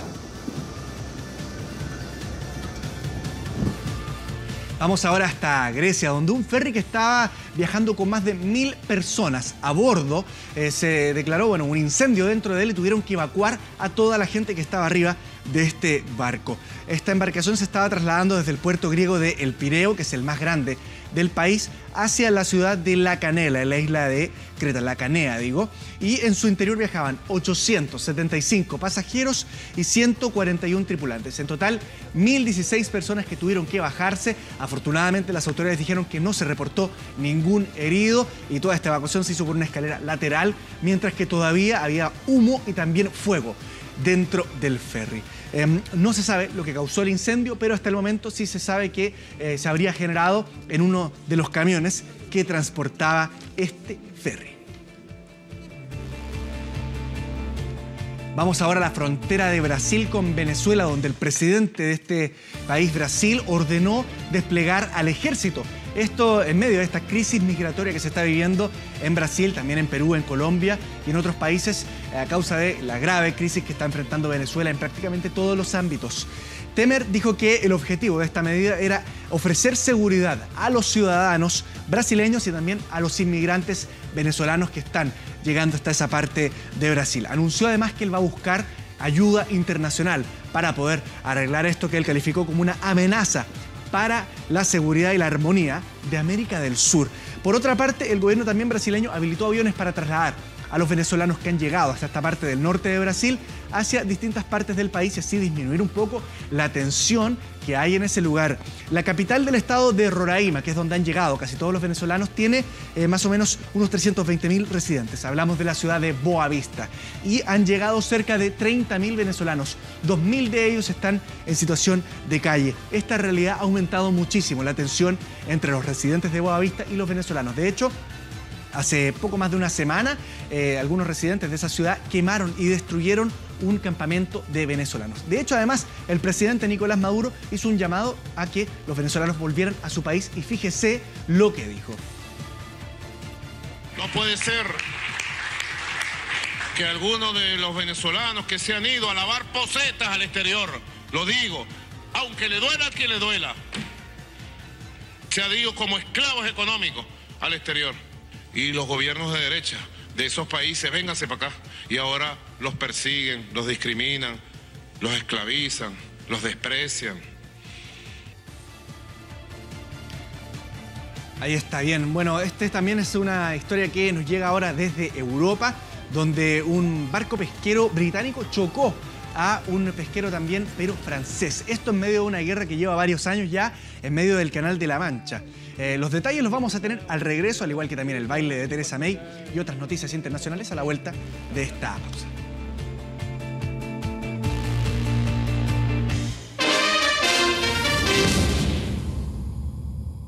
La tensión y las preocupaciones afectan mi día y no me dejan dormir bien durante la noche.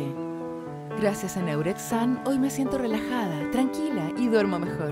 La eficacia de Neurexan ha sido probada en estudios científicos y por sus ingredientes de origen natural, no genera dependencia ni somnolencia. Yo descubrí Neurexan para mí. Neurexan, disponible en farmacias. Calidad alemana.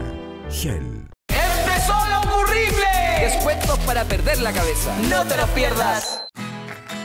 Que la incontinencia no te detenga. Toda la seguridad y confianza que necesitas para hacerlo de todos los días te la da Cotidian y su línea de productos. Cotidian, cuando pasa, no pasa nada. ¡Empezó lo ocurrible! ¿Eso qué?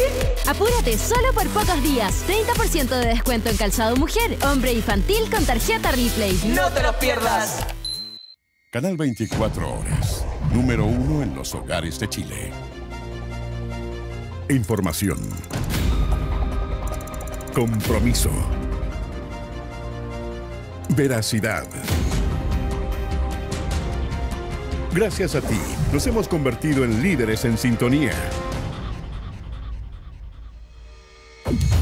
Canal 24 Horas, número 1 en los hogares de Chile.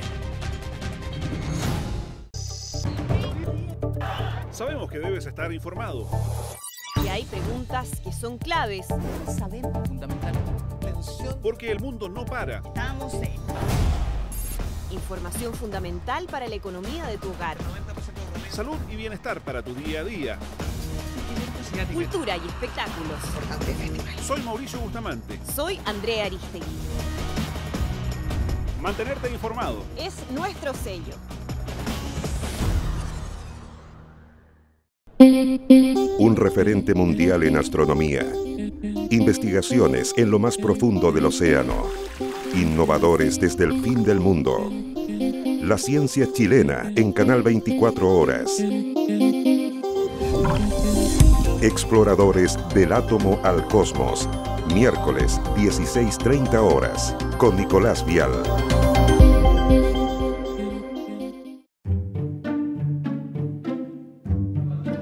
Hola, buenos días. ¿Qué tal? Vamos a grabar. ¿Cómo estamos con las cámaras? Hola, hola. Estamos. Aquí terminamos y vamos. Ya, Matías, vamos a grabar. Toma 1, acción. Vía pública. No. Corten. Matías, no tan serio, por favor. Bienvenidos a Vía Pública. Corten. No. Más relajado, Matías, por favor. Pero me lo hubieran dicho antes, porque si es por mí, aquí comienza Vía Pública. Nuestra vocación y compromiso es juntarnos cada noche a analizar lo que ha ocurrido en la jornada, porque lo relevante necesita ser interpretado, comprendido y dialogado. Solo aquí, en Canal 24 Horas, en TVN. Perfecto, ahora sí, eso es, ya está, nos vamos.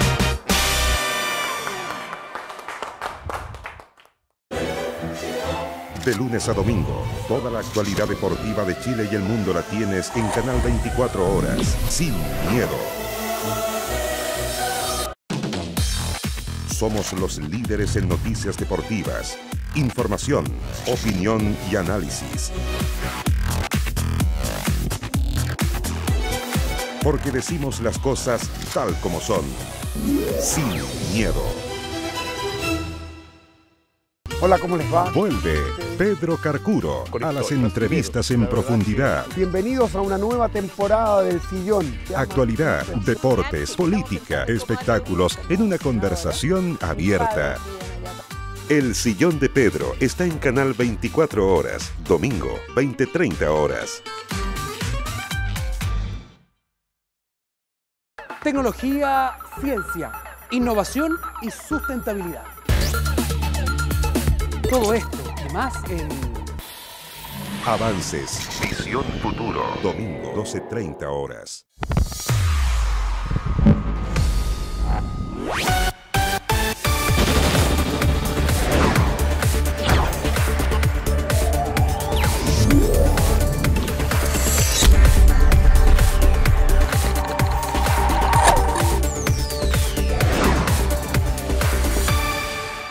Canal 24 Horas.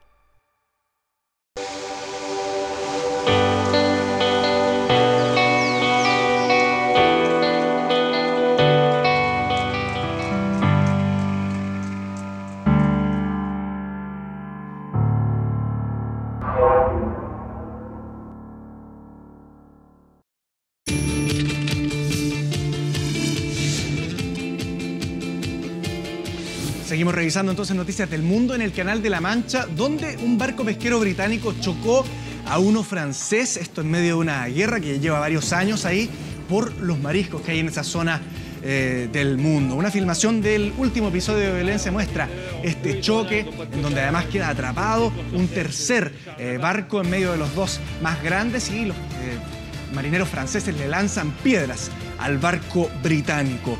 Según los medios locales, esta colisión ocurrió en la bahía del Sena y dejó por lo menos a estas 3 embarcaciones con agujeros en sus cascos. El jefe de pesca de Normandía dijo que los pesqueros franceses acusaron a los británicos de estar saqueando los suministros de vieras y fue así como comenzó esta discusión. Les pidieron que se retiraran, no lo hicieron y finalmente los británicos arremetieron contra los franceses. Esto se solucionó después de que llegaron 40 pesqueros franceses, rodearon a los 5 británicos que habían. Finalmente, al verse superados numéricamente, se retiraron. Y esto pasa porque el gobierno francés solamente les permite a los pescadores recoger mariscos entre octubre y mayo. Pero los británicos no tienen esta restricción, aunque esto ocurrió en aguas internacionales. Este video ha llamado muchísimo la atención en los medios británicos y también internacionales. Se trata del baile de la primera ministra británica Theresa May en Sudáfrica durante una visita oficial a Ciudad del Cabo.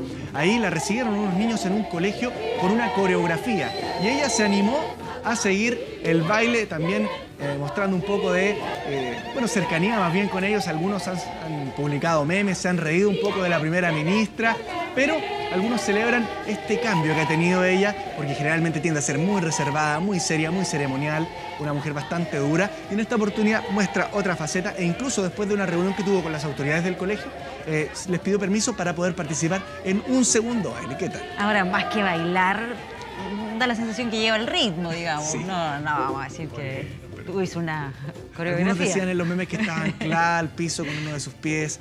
Eran un poco pesados, pero bueno, hizo lo posible la primera ministra británica Theresa May, que está de hecho en medio de una gira por África, primero en Sudáfrica y después va a ir también a Nigeria y a Kenia para poder mejorar y aumentar la inversión en este continente después de que el Reino Unido se salga de la Unión Europea con este llamado Brexit, que como sabemos va a dejar de alguna forma aislado económicamente si es que las negociaciones entre el bloque europeo y el Reino Unido no prosperan como hasta ahora ha ocurrido.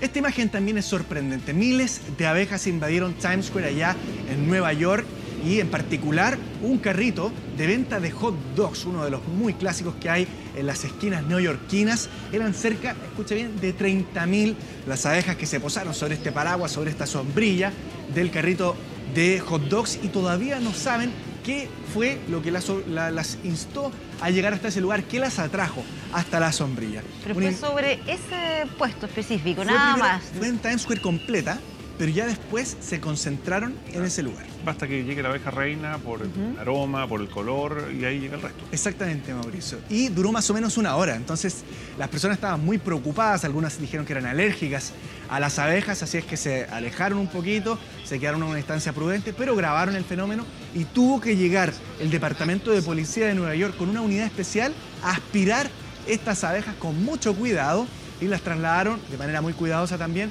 hacia un lugar, una reserva silvestre lejos de la ciudad, para que pudieran vivir en tranquilidad sin afectar la vida de los neoyorquinos, que están también muy apurados.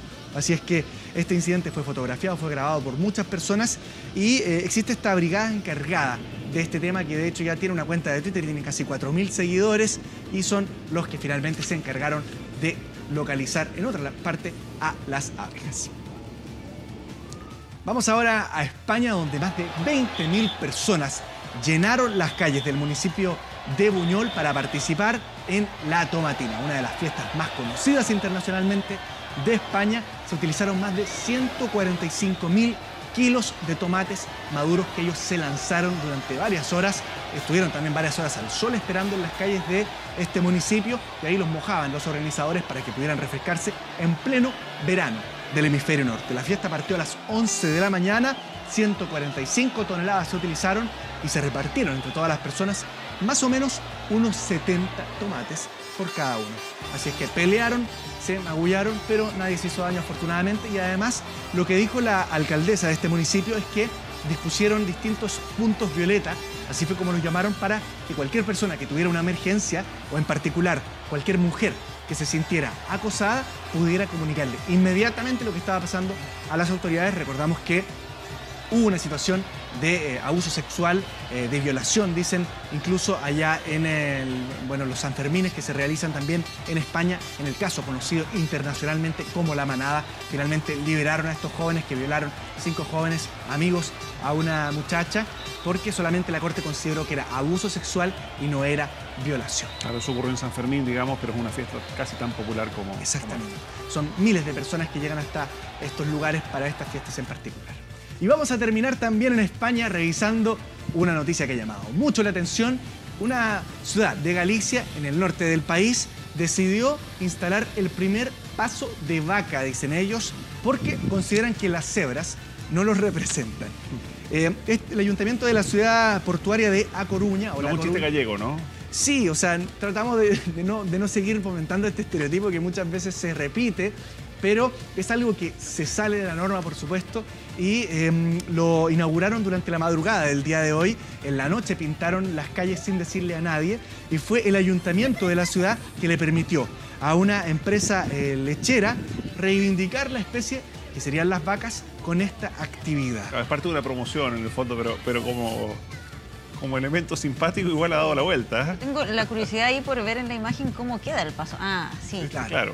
El asfalto color gris pintan las manchas blancas que tendrían en este caso las vacas. Y se llama paso de vaca y la idea es que quede para siempre ahí, que sustituya por lo menos ese paso de cebra icónico que queda cerca del obelisco, uno de los lugares más emblemáticos de la ciudad. Esperan ellos que se popularice esta medida en una, además, comunidad autónoma de España donde hay una vaca por cada 2,7 millones por 2,7 habitantes, así es que realmente hay muchísimos de estos. Dejamos el dato ahí a nuestros amigos del sur. Por supuesto. Gracias, Sebastián, por acompañarnos. Chao. Y atención también a lo que sigue, ¿no? ¿Sabe de cuántos megas es su internet banda ancha? ¿Tiene problemas a veces con su conexión? Bueno, Chile es uno de los países con el internet más rápido y barato de la región. Sin embargo, muchas personas reportan problemas con la calidad de su Wi-Fi. Acá les mostramos qué puede hacer para mejorar el internet de su casa.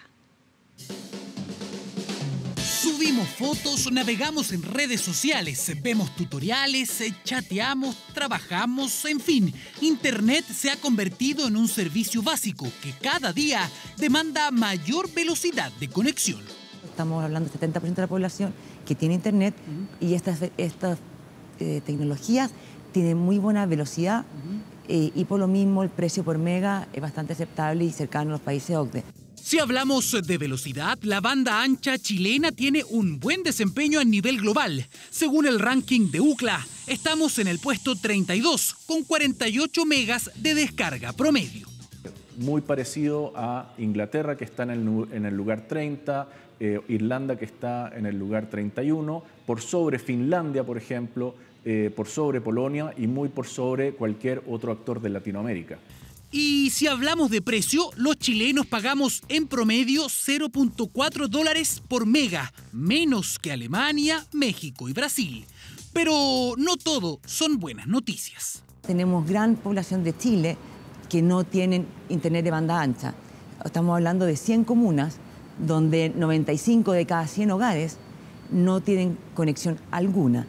Un gran desafío pendiente, pero no es el único. En muchos casos hay que mejorar la calidad del servicio de internet banda ancha, pues algunos usuarios reclaman problemas con videos que no se cargan, archivos que no se pueden descargar o simplemente páginas a las que no puedo acceder. Pero, ¿por qué ocurren estos problemas si yo tengo, por ejemplo, contratado un plan de internet? Y de repente tu internet no es malo por culpa del proveedor, sino que simplemente es un problema del Wi-Fi, del router, que no es lo suficientemente potente. O el canal donde se está transmitiendo el Wi-Fi está muy congestionado. Vanessa lleva semanas sin poder conectarse.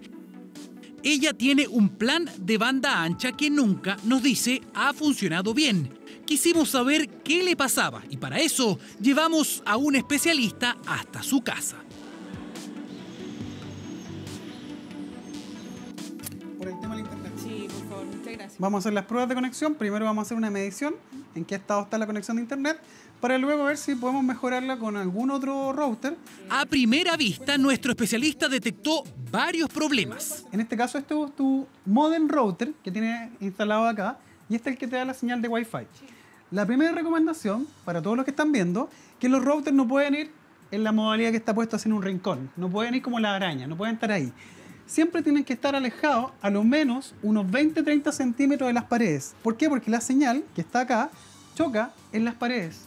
Instalamos otro router con más potencia y alejado de las paredes. Configuramos la nueva señal de Wi-Fi y después de algunos minutos...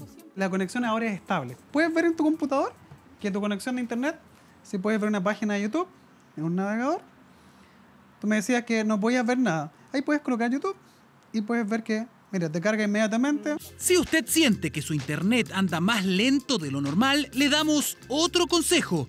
Consultar por una actualización gratuita de su plan.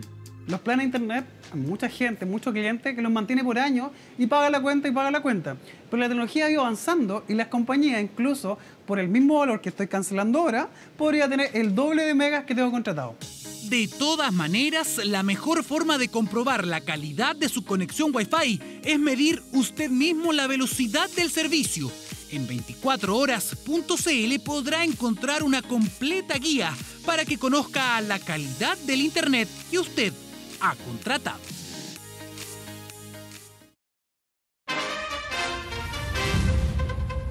Un joven de 20 años está grave luego de que su vehículo fuera impactado por un furgón de carabineros que cruzó con luz roja en la comuna de San Joaquín. Polémica por reajuste del salario mínimo. Ministro del Trabajo acusa a la oposición de estar en una cruzada política para causarle daño al gobierno.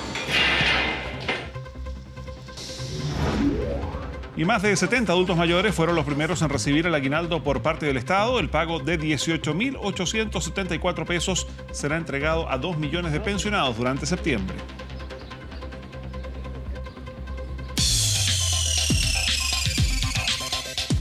Y Andrés Vial ya nos acompaña con Tu Bolsillo. Patricia Venegas. Ambientado en Fiestas Patrias. Estoy en una cruzada para que la gente se mentalice con Fiestas Patrias. Eso que aún no hemos llegado a septiembre. Sí, pues. Exactamente.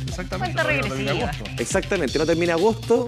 Algunos están asustados por pasar agosto, pero hay que apuntar a septiembre. Ya. Entonces el tema, el otro día tocamos el tema de los aguinaldos, diferentes temas. Ahora vamos a ver los viajes para el 18 de septiembre y también la gente que se va a endeudar, cuál es la forma de endeudarse quizás menos dolorosa o más conveniente. Vamos con la primera gráfica, señor director. Los viajes para este 18 de septiembre, para estas Fiestas Patrias, para algunos 5 días, para otros pueden ser 9 días. Claro. Unas mini vacaciones, podríamos decir. A ver. 3,8 millones de chilenos van a viajar dentro de Chile. Para estas Fiestas Patrias van a ser 1,5 millones de viajes. ¿Esto es una estimación? Una estimación del Cernatur, del Servicio Nacional de Turismo, o la Subsecretaría de Turismo, como se denomina ahora. El 70% de quienes viajen, lo comentábamos el otro día, van a casas de amigos y familiares en buen chileno a pegar en la pera. Claro. El 50% de los viajes van a ser en avión. Está creciendo de manera fuerte. ¿En auto o en avión? Perdón, en auto, perdón, don Mauricio. Lindo taco. Sí.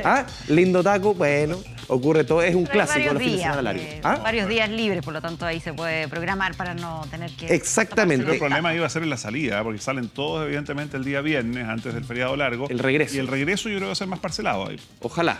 Si hay más días, uno quizás los primeros días, al quinto día está ya bien descansado, podría viajar o volver más temprano. Es verdad. Vamos a ver, vamos con la siguiente gráfica. El tema, por ejemplo, de los viajes en avión. Compararlo con el viaje en auto, con el viaje en bus. Esto es una comparación de principios de agosto. Si es que la gente, porque si va a buscar ahora, por ejemplo, avión... Yo creo que ya no quedan pasajes, no, ¿sí? Si queda lo más caro. O sea, un precio prácticamente impagable para muchas personas. A ver, si comparamos avión, bus y autos para 4 personas, a La Serena, en avión, 563.000 pesos para 4 personas. Esto, una cotización hecha a principios de agosto. En bus, 126.000 pesos, un salón semicama normal.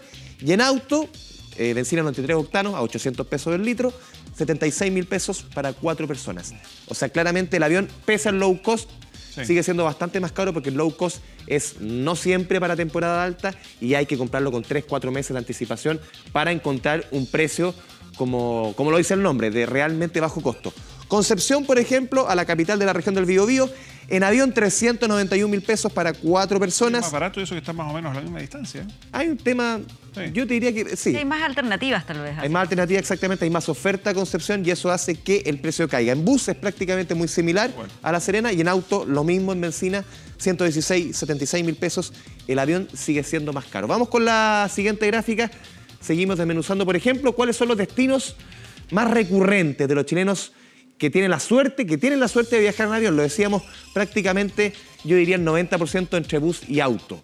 Un 10% más o menos se va a mover en avión. En Chile, San Pedro, Atacama, lugares más lejanos cuando son más días de asueto, podríamos decir. Iquique, La Serena y Puerto Vara. Y quienes tienen extremadamente suerte y se pueden tomar vacaciones de septiembre, Río de Janeiro, Aruba. Aruba, sí. Y República. Una campaña publicitaria bien interesante, pero no había aparecido antes Aruba.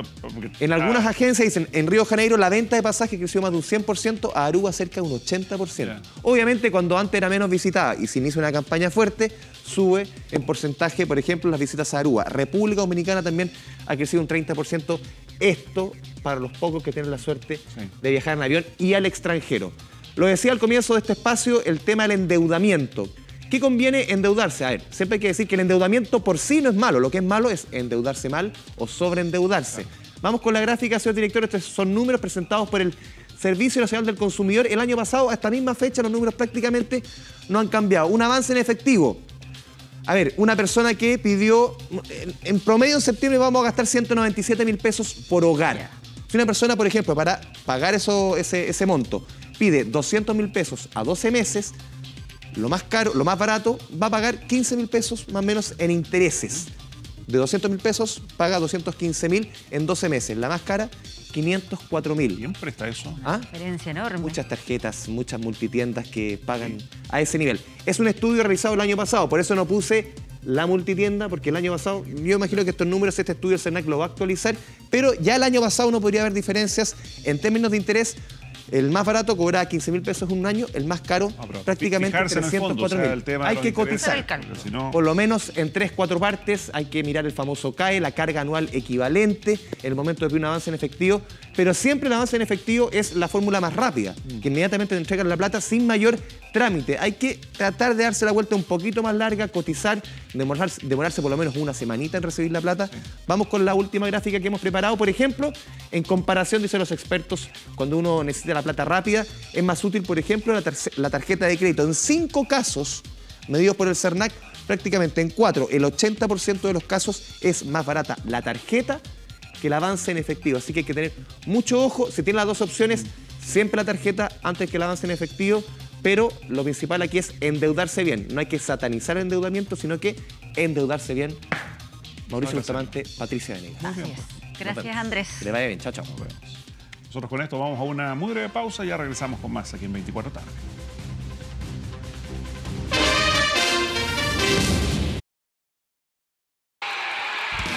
...24 horas Deportes. Regresamos con todas las informaciones deportivas. Claudio Arevalo. Pati, ¿cómo le va? Hola, Mauricio. Deberíamos empezar a abrir este bloque deportivo en la previa de Colo-Colo o también en la previa del partido de Nico Yarri. Sin embargo, es inevitable conversar sobre la noticia que ha abierto el debate, ha abierto también la polémica. Veamos esta imagen. En la fotografía aparece Christian Endler en su Instagram realizando una queja respecto al viaje que realizó desde París a Estados Unidos. Todo esto en el contexto del partido que va a jugar la Roja femenina frente al combinado de ese país. Pues bien, ella lo hizo desde París a Estados Unidos en económico, en turista, lo que obviamente genera más escala, más horas de vuelo, más cansancio para una deportista que no solamente es la capitana, es la gran referente en la historia del fútbol femenino. Esto ha tenido eco. De momento la NFP no ha tenido ningún tipo de declaración pública. Están viendo la posibilidad de que hable gente de Quilín. Sí va a hablar las personas, los personeros del CIFUB por este tema que también habla y refleja una clara diferencia en los movimientos y en los tratos al fútbol masculino y al fútbol femenino. Recordemos que esta Roja nos va a representar el próximo año en el Mundial de Francia, en el Mundial Adulto de Francia, y de momento la selección, la femenina, se trasladó hacia Estados Unidos en viaje en clase turista. Además de esto, hay que agregar que la FIFPro, que es la Federación Internacional de Futbolistas Profesionales, realizó una queja e hizo incluso en el Twitter una comparación, diciendo que, por ejemplo, los personeros, los dirigentes y funcionarios de la Roja adulta masculina viajaban en clase business, a diferencia del plantel. O sea, los dirigentes sí en ejecutiva, pero las jugadoras no. Dirigentes y funcionarios, los trabajadores que también acompañan al plantel, lo hacen en clase ejecutiva. Los jugadores hombres. También. En clase ejecutiva. O sea, en el fondo ella lo que reclama es el mismo trato. El mismo trato, claro. Y sobre todo considerando que son mundialistas, que van a participar en un mundial. Se están preparando para un mundial. Totalmente. Están en la altísima competencia y no reciben el mismo trato, a diferencia de los dirigentes. Recordemos además que, bueno, durante muchos años también los jugadores de la selección masculina viajaban en clase turista hasta que llegó Marcelo Bielsa. Exactamente. Él fue el que elevó los estándares, ¿no? Exactamente. Marcelo Bielsa, el que instala este precedente de viajar en clase business por parte del plantel de la selección. Y el antecedente más cercano es lo que pasó hace un par de meses en Barcelona. Recordemos que el plantel de honor de Barcelona viajó a Estados Unidos en clase business, mientras que el equipo femenino, que también iba a jugar partidos amistosos en Estados Unidos, no lo hizo. Lo hizo en clase turista, lo que elevó una queja en Twitter, y finalmente el portavoz del Barcelona genera un cambio y de vuelta es el plantel femenino del Barcelona que también viaja en business con el plantel masculino. Más allá de la comodidad, evidentemente aquí hay un asunto deportivo. O sea, no rindes de la misma manera, no puedes llegar de una sola vez a entrenar Si es que has estado, en este caso, en un viaje desde Francia hasta Los Ángeles, de la costa oeste de Estados Unidos, son 12 horas de vuelo en un asiento que son habitualmente y cada vez más estrechos respecto de la comodidad que ofrece viajar, en algunos casos incluso con una cama totalmente horizontal. Tiene que ver con la recuperación. Necesariamente en caso de viajar en clase turista tiene que haber un entrenamiento para soltar la musculatura, es decir, más allá de la comodidad, como dice Mauricio, tiene que ver también con un tema de cansancio y a nivel físico, pilares en la preparación de estas mundialistas que lamentablemente son noticias por este tipo de hechos. Cambiemos de tema y vamos a la previa de Colo-Colo, también marcada lamentablemente por malas noticias, porque hoy va a enfrentar al poderoso Corinthians en la vuelta de octavos de final de la Copa Libertadores y lamentablemente hinchas llegaron a este hotelazo donde se hospeda Colo-Colo. Tuvo que intervenir policía, alrededor de 20 hinchas llegaron al hotel protagonizando incidentes.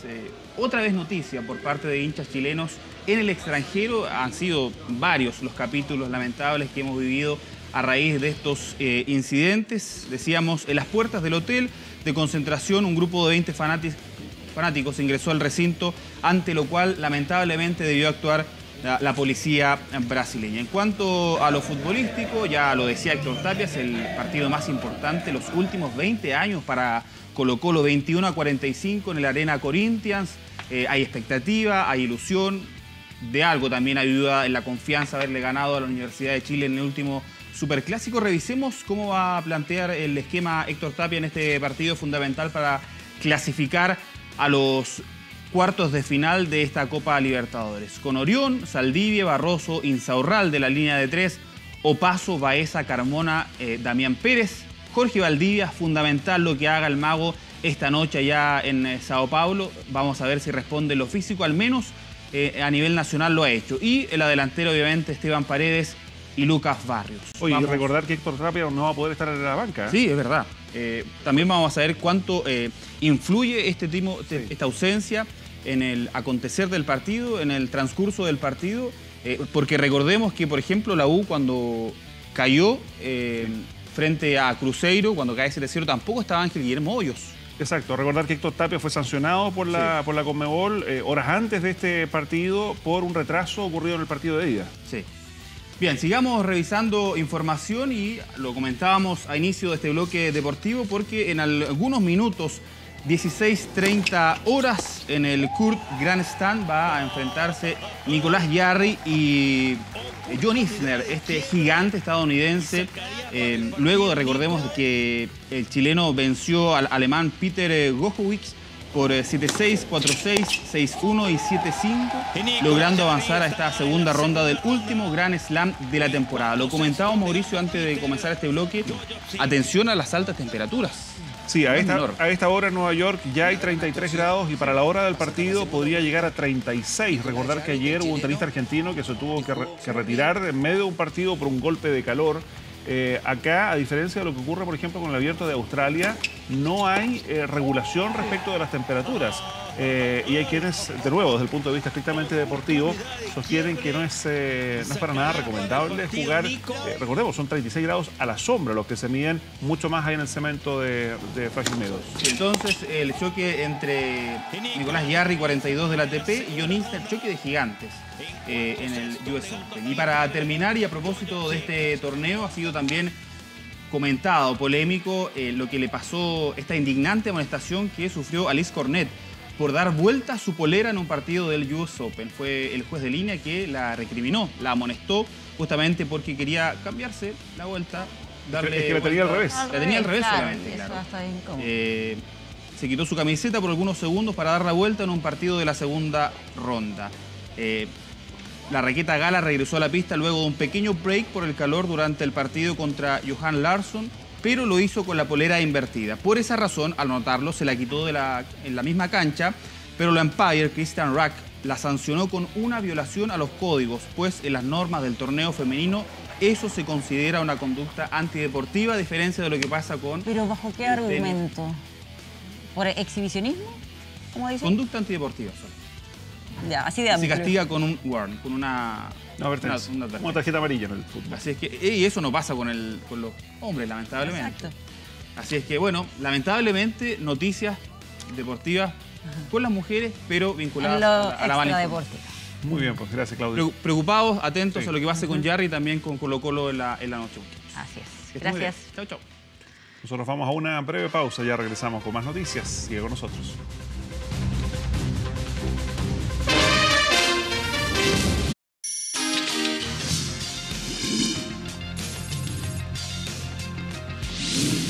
¿Qué tal? ¿Cómo están? Muy buenas tardes. Sistema frontal afecta desde la región de Ñuble hasta Los Ríos.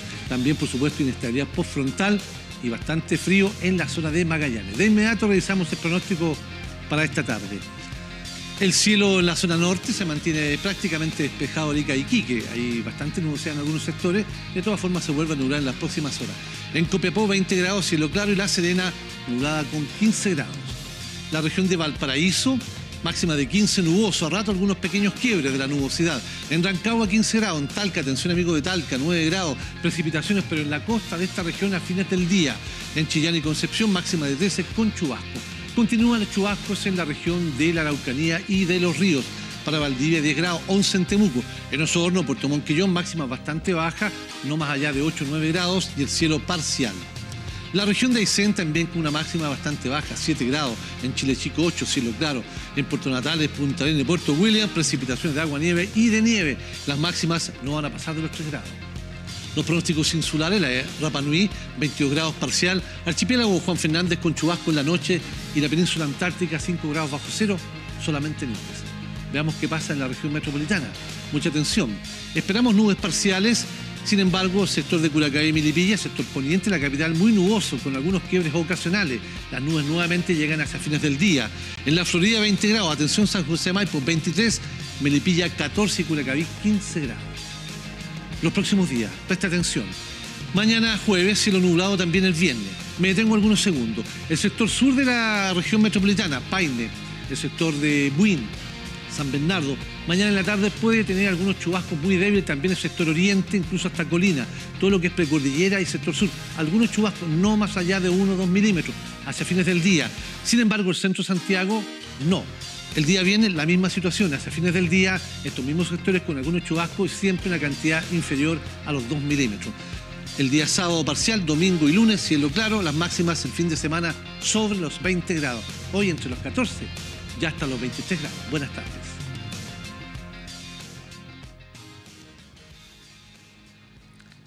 Muy bien, junto a Iván Torres y el pronóstico del tiempo comenzamos a cerrar la revisión de las noticias aquí en 24 tarde. Así es, pero como siempre lo dejamos invitado a que siga informándose en Canal 24 Horas.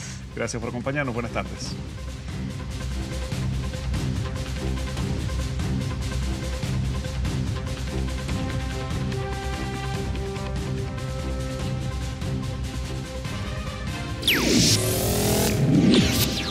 Hemos presentado 24 tarde.